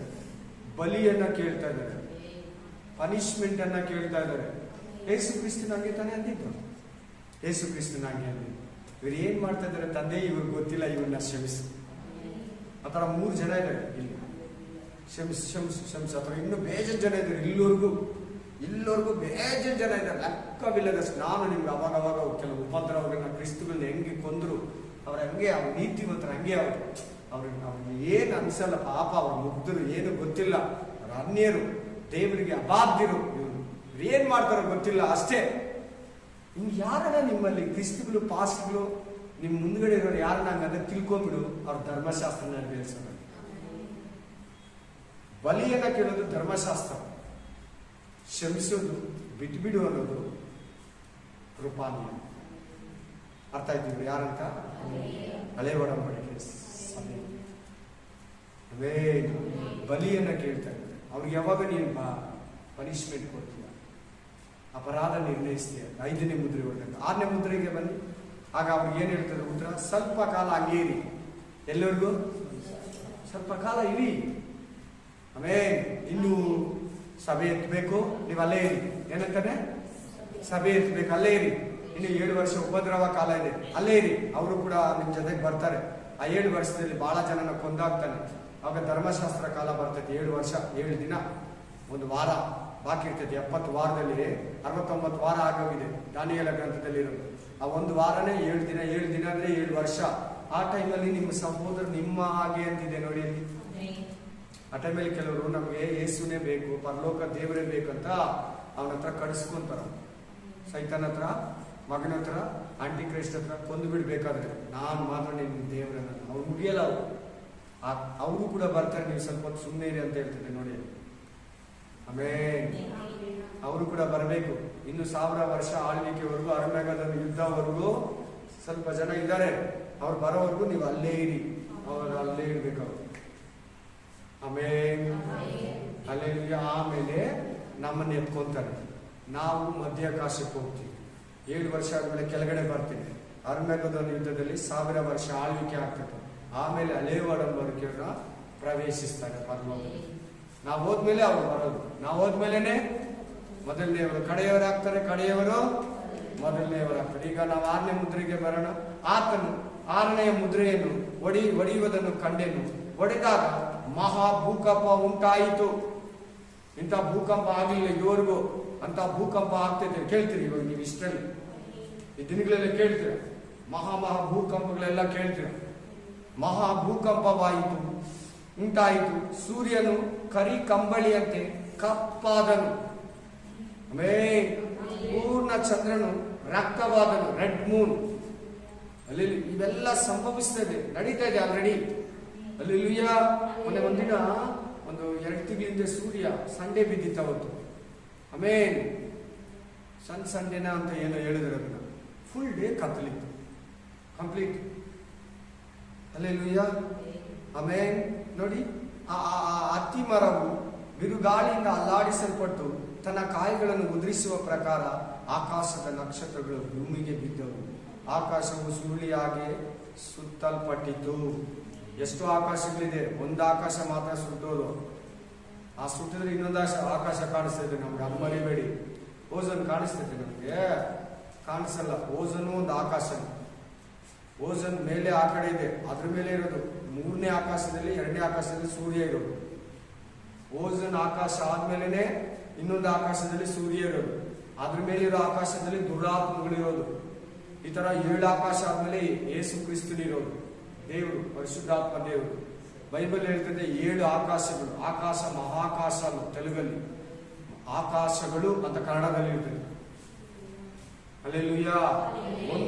ಒಂದು ಮಾತ್ರ ಸುತ್ತಲ್ಪಟ್ಟಿರ್ತೈತೆ, ಅಂದ್ರೆ ಓಝೋನ್ ಪದರ ಕೊಲಾಪ್ಸ್ ಆಗುತ್ತೆ. ಅದಾದಾಗ ಏನಾಗ್ತದೆ ಗೊತ್ತಾ? ಭೂಮಿ ಕಪ್ಪು, ರೆಡ್ ಆಗಿ, ಬಿಸಿ, ಹೀಟು, ಟೆಂಪರೇಚರ್ ಜಾಸ್ತಿ ಆಗ್ತದೆ. ಕೆಳಗಡೆ ಬರ್ತದೆ ನೋಡಿ.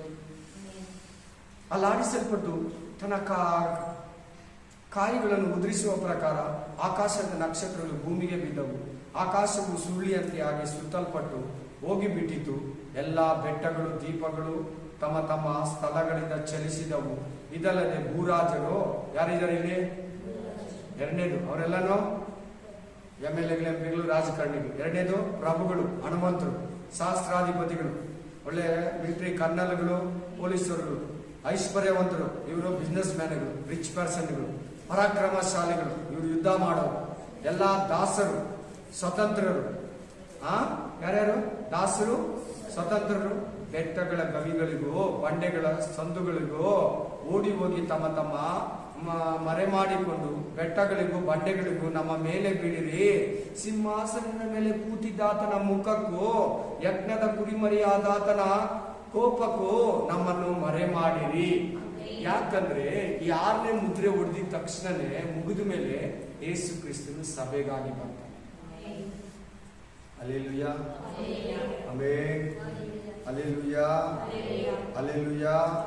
ಇಲ್ಲಿ ಸ್ಪಷ್ಟವಾಗಿ ಹೇಳ್ತಾರೆ. ಯಾಕೆ ಅವರು ಬೆಟ್ಟಗಳಿಗೆ ಓಡೋಗ್ತಾರೆ ಅಂದ್ರೆ, ಬೆಟ್ಟಗಳ ಸೊಂದಲ್ಲಿ ಹೋಗ್ಲೇನೆ 2000 ಅಡಿ ಕೆಳಗಡೆ, 500 ಅಡಿ ಕೆಳಗಡೆ ಸಿಟಿಗಳನ್ನ ಕಟ್ಟಿಕ್ಕಿದ್ದಾರೆ.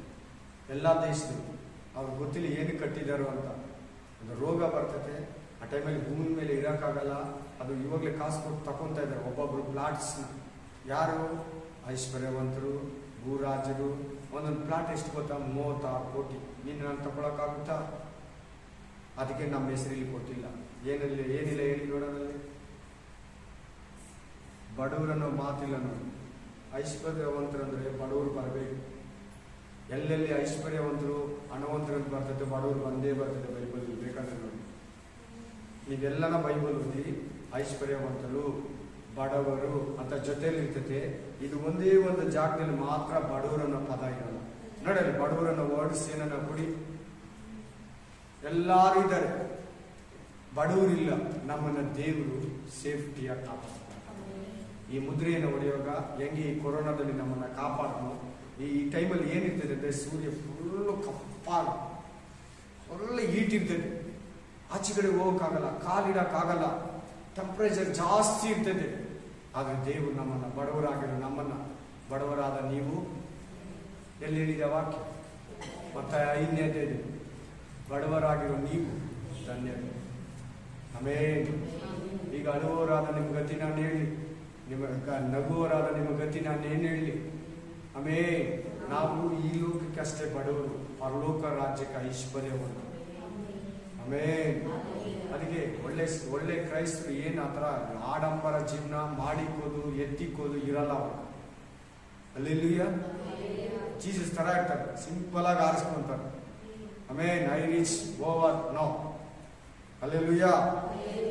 ಈ ಮುದ್ರೆನ ಹೊಡೆದಾಗ, 6ನೇ ಮುದ್ರೆನ, ಭೂಮಿ ಹೈ ಟೆಂಪರೇಚರ್ ಇತ್ತು, ಬಿಸಿಲು ಜಾಸ್ತಿ ಇತ್ತು, ಸೂರ್ಯ ಕಪ್ಪು ಬಹಳ ಹೀಟ್ ಆಗಿರ್ತದೆ, ಚಂದ್ರ ಕಪ್ಪುಗಾಗಿ ರೆಡ್ ಮೂನ್ ತರ ಇರ್ತಾನೆ.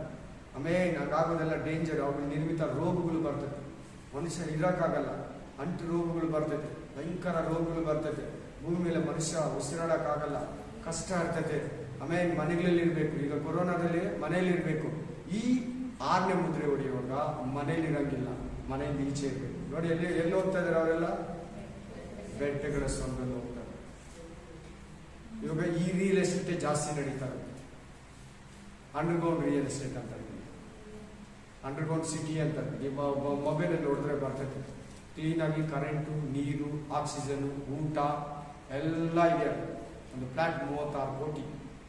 ಇದು ಅಂಡರ್ಗ್ರೌಂಡ್ ರಿಯಲ್ ಎಸ್ಟೇಟ್ ಅಂತಾರೆ. ನಾವು ನೋಡೋದಲ್ಲಿ ಭೂಮಿ ಮೇಲೆ ಮನೆ, ಬಿಲ್ಡಿಂಗು, ಫ್ಲಾಟ್ಸ್ ಮಾರೋದು ನಾವು ನೋಡ್ತೀವಿ. ಇದು ಅಂಡರ್ಗ್ರೌಂಡ್ ರಿಯಲ್ ಎಸ್ಟೇಟ್ ಮಾಡ್ತಿರೋದು. ಬೆಟ್ಟಗಳು ಸೊಂದಿಗೆ ಓಡೋಗ್ತಾರೆ ಅಂದ್ರೆ ಓಡೋಗ್ತಾರೆ. ಇನ್ನು ಯಾರು ಓಡೋಗಿಲ್ಲ, ಎಲ್ಲ ಮನೆಗಳಲ್ಲೇ ಇದ್ದಾರೆ, ಎಲ್ಲಾರು ಮನೆಗಳಲ್ಲಿ ಇದ್ದಾರೆ. ಇವಾಗ ಹೆಂಗೆ ನೆರವೇರೋದು? ಬೆಟ್ಟಗಳು ಸೊಂದಲ್ಲಿ ಹೋಗ್ತಾರಂತ. ಯಾಕಂದ್ರೆ ಆ ವೈರಸ್ಸು ಅದ್ರ ಕೆಳಗಡೆ ಬರಲ್ಲ, ಭೂಮಿ ಮೇಲೆ ಇದ್ರೆ ಬರ್ತೈತೆ. ಮಂಜು ಕರಗ್ತಾ ಇದೆಯಲ್ಲ, ಆ ಕರಗೋ ಮಂಜಲ್ಲಿ ವೈರಸ್ ಇದೆ. ಆ ವೈರಸ್ ನಮ್ಮ ಮೈಗೆ ಬಂದ್ರೆ, ನಮ್ಮ ಮೂಗಿಗೆ ಬಂದ್ರೆ, ನಮ್ಮ ದೇಹದಲ್ಲಿ ಸೇರಿದ್ರೆ ಅದು ವಿಚಿತ್ರವಾದ ರೋಗಗಳು ಬರ್ತೈತೆ ಅಂತ. ಹಾರ್ಟ್ಗೆ, ಲಂಗ್ಸ್ಗೆ ಸಂಬಂಧಪಟ್ಟಿರೋ ರೋಗಗಳು ಬರ್ತೈತೆ ಅಂತ. Hallelujah, praise the Lord, amen, hallelujah, amen. So ನಮ್ಮ ಹೆಸರಲ್ಲಿ ದೇವರು ಕೊಟ್ಟಿಲ್ಲ. ಪ್ರತಿ ಒಬ್ರು ಏನಂತ ಕೂಗ್ತಾರೆ ಅಂತ ನಮ್ಗೆ ಮರೆ ಮಾಡಿ ಆ ಉಗ್ರತೆ ಬರ್ತೈತೆ, ಸೆಕೆಂಡ್ ಕಮಿಂಗ್ಸ್ ಬರ್ತೈತೆ. ಯೇಸು ಸ್ವಾಮಿಯಿಂದ ನಮ್ಮನ್ನ ಕಾಪಾಡಿ. ಅಯ್ಯೋ ಆತನ ನೋಡಕ್ಕಾಗಲ್ಲ. ಆಮೇನ್. ಬಟ್ಟೆಗಳು, ಸಂದುಗಳು ಗವಿಯಲ್ಲಿ ತೂರ್ಕೊಂತಾರಂತ ಅವ್ರು ಹೋಗಿ. ಶಾಸ್ತ್ರಾಧಿಪತಿಗಳು, ರಾಜಕಾರಣಿಗಳು, ಹಣವಂತರು, ಐಶ್ವರ್ಯವಂತರು, ಪರಾಕ್ರಮಶಾಲಿಗಳು, ಎಲ್ಲ ದಾಸರು, ಸ್ವತಂತ್ರರು ಬೆಟ್ಟಗಳ ಗವಿಗಳಿಗೆ, ಬಂಡೆಗಳ ಸಂದುಗಳಿಗೆ ಓಡಿ ಹೋಗಿ ತಮ್ಮನ್ನ ಮರೆ ಮಾಡಿಕೊಂಡು, ಇನ್ನು ಮಾಡ್ಕೊಳ್ಳಿಲ್ಲ. ಕೇಳ್ತಿರಿಂದ ನ್ಯೂಸ್ ಎಲ್ಲ ಮಾಡ್ಕೊಂತಾರೆ. ಮಾಡ್ಕೊಳ್ಳೇಬೇಕು. ಬೈಬಲ್ ನೆರವೇರ್ಲೇಬೇಕು. ಇಲ್ಲಂದ್ರೆ ಸೆಕೆಂಡ್ ಕಮಿಂಗ್ಸ್ ಆಗಲ್ಲ. ಯೇಸು ಕ್ರಿಸ್ತನ್ ಬರಲ್ಲ. ಈ ಮುದ್ರೆ ಹೊಡೆದಾದ್ಮೇಲೆ ಬರೋದು ಯೇಸು ಸ್ವಾಮಿ. ಇದು ಒಂದು ಬೇರೆ ದಿನ ತಗೊಂತೀನಿ ಮೆಸೇಜ್. ನೀವು ಸಿಂಪಲ್ ಆಗಿ ಮಾತ್ರ ಕೇಳಿಬಿಡಿ. ಆ 7ನೇ ಮುದ್ರೆಯನ್ನು ನೋಡಿ, ಎಲ್ಲಿದೆ? 8ನೇ ಅಧ್ಯಾಯ 1ನೇ ವಚನ ನೋಡಿ. ಆತನು 7ನೇ ಮುದ್ರೆಯನ್ನು ಹೊಡೆದಾಗ ಈ 7ನೇ ಮುದ್ರೆಗೂ 6 ಮುದ್ರೆಗಳಿಗೂ ವ್ಯತ್ಯಾಸ ಏನು ಹೇಳಿ? ಇವಾಗ ನಾನು ನಿಮ್ಗೆ ಹೇಳಿದೆ. 6 ಮುದ್ರೆ ಎತ್ತಲ್ಪಡೋದಕ್ಕಿಂತ ಮುಂಚೆ, 7ನೇ ಮುದ್ರೆ ಎತ್ತಲ್ಪಟ್ಟ ನಂತರ. ಸಭೆ ಅವಾಗ ಎಲ್ಲಿರ್ತದೆ? ಮಧ್ಯಾಕಾಶದಲ್ಲಿ ಇರ್ತದೆ, ಸಿಂಹಾಸನದ ಮುಂದೆ ಇರ್ತದೆ ಅಂತ ಈಗ ತಾನೇ ನಾವು ಓದಿದ್ರಿ. 7ನೇ ಅಧ್ಯಾಯ 9, 10ನೇ ವಚನದಲ್ಲಿ ಮಹಾಸಮೂಹವು, ಹಳೆ ಒಡಂಬಡಿಕೆ ಪರಿಶುದ್ಧರು, ಧರ್ಮಶಾಸ್ತ್ರದವರು ಎಲ್ಲಿದ್ದಾರೆ? 6ನೇ ಅಧ್ಯಾಯ 10ನೇ ವಚನದಲ್ಲಿದ್ದಾರೆ. ಬಲಿಯನ್ನ ಕೇಳ್ತಾ ಇದ್ದಾರೆ ಅವರು. ಅವ್ರಿಗೆ ಯಾವಾಗ ಶಿಕ್ಷೆ ಕೊಡ್ತೀಯ? ನಮ್ಗೆ ಯಾವಾಗ ನ್ಯಾಯ ತೀರ್ಪು ಮಾಡಿ ನಿತ್ಯ ಜೀವ ಕೊಡ್ತೀಯ? ಆಮೆನ್. ಇರಿ, ಇನ್ನು ನಿಮ್ಮ ತರ ಬರೋರಿದ್ದಾರೆ. ನಿಮ್ಗೆ ಇನ್ನೂ 1 ವಾರ ಬಾಕಿ ಇದೆಲ್ಲ. 7 ದಿನ 7 ವರ್ಷ. ಆ ಟೈಮಲ್ಲಿ ಧರ್ಮಶಾಸ್ತ್ರ ಕಾಲ ಬರ್ತೈತೆ. ಆಗ ನಿಮ್ ಜೊತೆಲಿ ನಿಮ್ ಸಹೋದರರು ಕೂಡ ಬರ್ತಾರೆ. ಅವರು ಕೂಡ ಕೊಲ್ಲಲ್ಪಡ್ಬೇಕು, ರಕ್ತ ಸಾಕ್ಷಿಗಳಾಗ್ಬೇಕು. ಆಮೇನ್, ಆಮೇನ್. ಯೋಹಾನನ್ ಏನ್ ಮಾಡಿದ್ರು?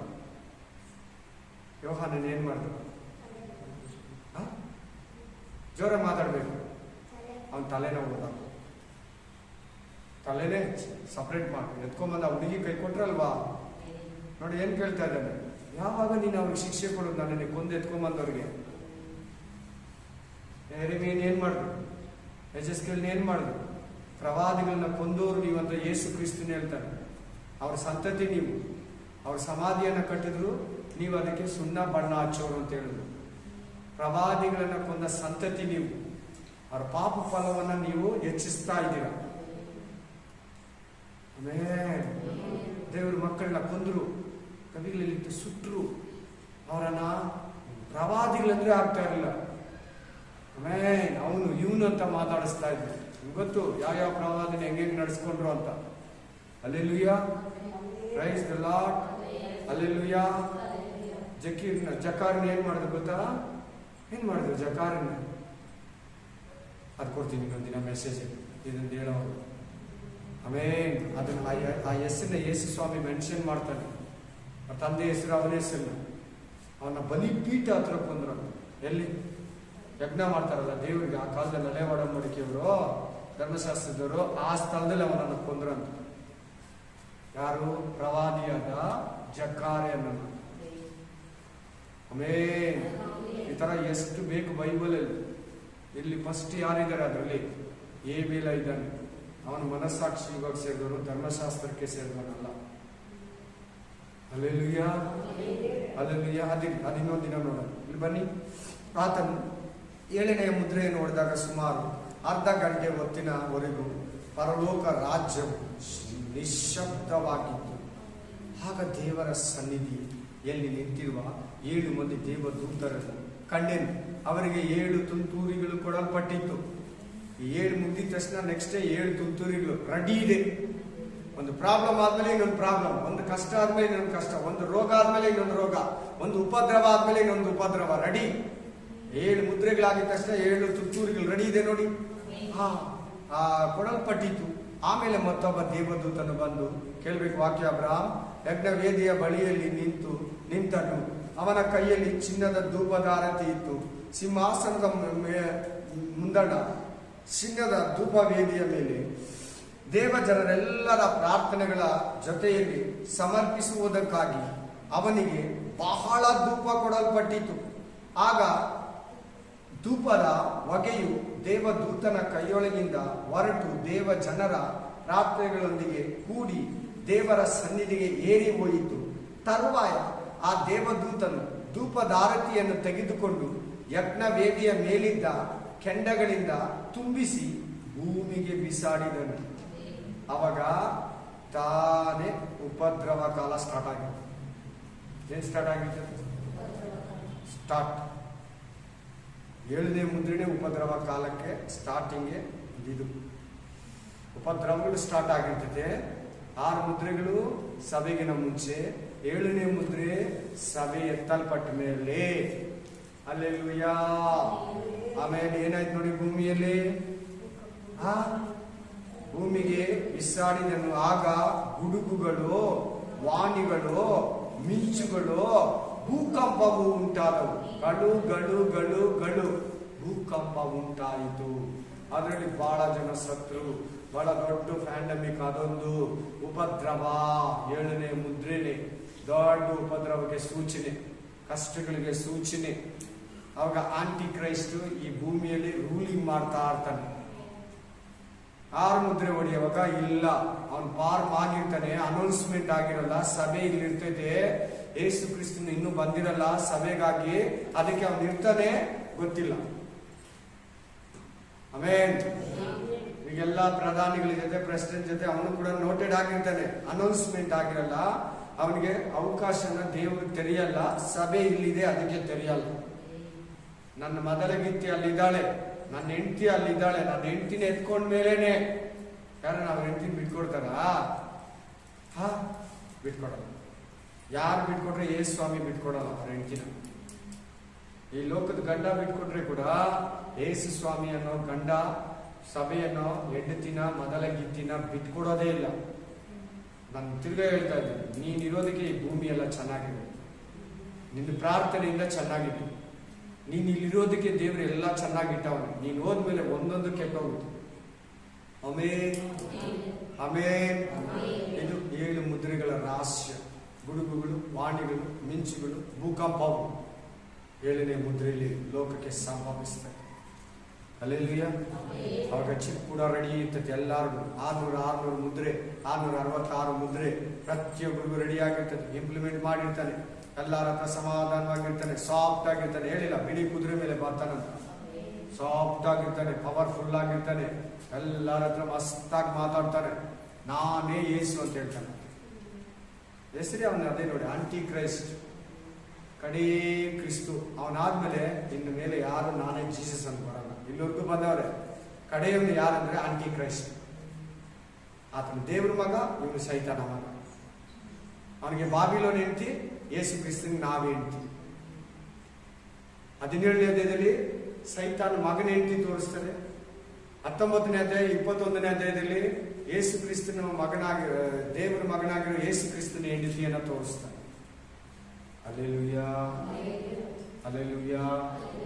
ಯಾರಿಗೆ? ಯೋಹಾನನಿಗೆ ದೇವರು ತೋರಿಸು. Hallelujah praise the Lord. ಇದು 7 ಮುದ್ರೆಗಳ ರಹಸ್ಯ. ಸ್ವಲ್ಪ ಲೇಟ್ ಆಯ್ತು, ಬೇಸರ ಮಾಡ್ಕೋಬೇಡಿ. ಇದು ಸ್ವಲ್ಪ ಹಂಗೆ ಜಾಸ್ತಿ ಉದ್ದಕ್ಕಿದೆ. 3 ಅಧ್ಯಾಯಗಳು ವಿವರಿಸ್ಬೇಕು. ನಿಮ್ಗೆ ಹೆಂಗ್ ಹೇಳಿದ್ರೆ ಹಂಗೆ ಹೇಳಿದ್ರೆ ಅರ್ಥ ಆಗೋದು, ಹೆಂಗಂದ್ರೆ ಹಂಗೆ ಹೇಳಿದ್ರೆ ಆಗಲ್ಲ. ಒಂದಾದ್ಮೇಲೆ ಒಂದು ಬರ್ತೈತೆ. ಆಮೇಲೆ ಈ ಸಂಭವ ಯಾವಾಗ ನಡೆಯೋದಂದ್ರೆ ಸಭೆ ಎತ್ತಿದ ಮುಂಚೆ. 7ನೇ ಮುದ್ರೆ ಸಭೆ ಎತ್ತಲ್ಪಟ್ಟ ಮೇಲೆ. 6 plus 1 is equal to 7. 6 plus 1 is equal to 6 plus 1 equal ನ ಏನಂತಾರೆ ಕನ್ನಡದಲ್ಲಿ? is equal to ಏನಂತಾರೆ? ಸಾಮಾನ್ಯನಾ? ಅಲ್ಲೆಲುಯ್ಯ, ಸಮ. ಅಲ್ಲೆಲುಯ್ಯ, 6ಕ್ಕೆ 1 ಸಮ 7. ಅಲ್ಲೆಲುಯ್ಯ, ಹಂಗೆ ಮಾಡ್ಕೊಂಡಿದ್ದೀನಿ. 6 plus 1 alleluia is equal to 7. Spirit of God.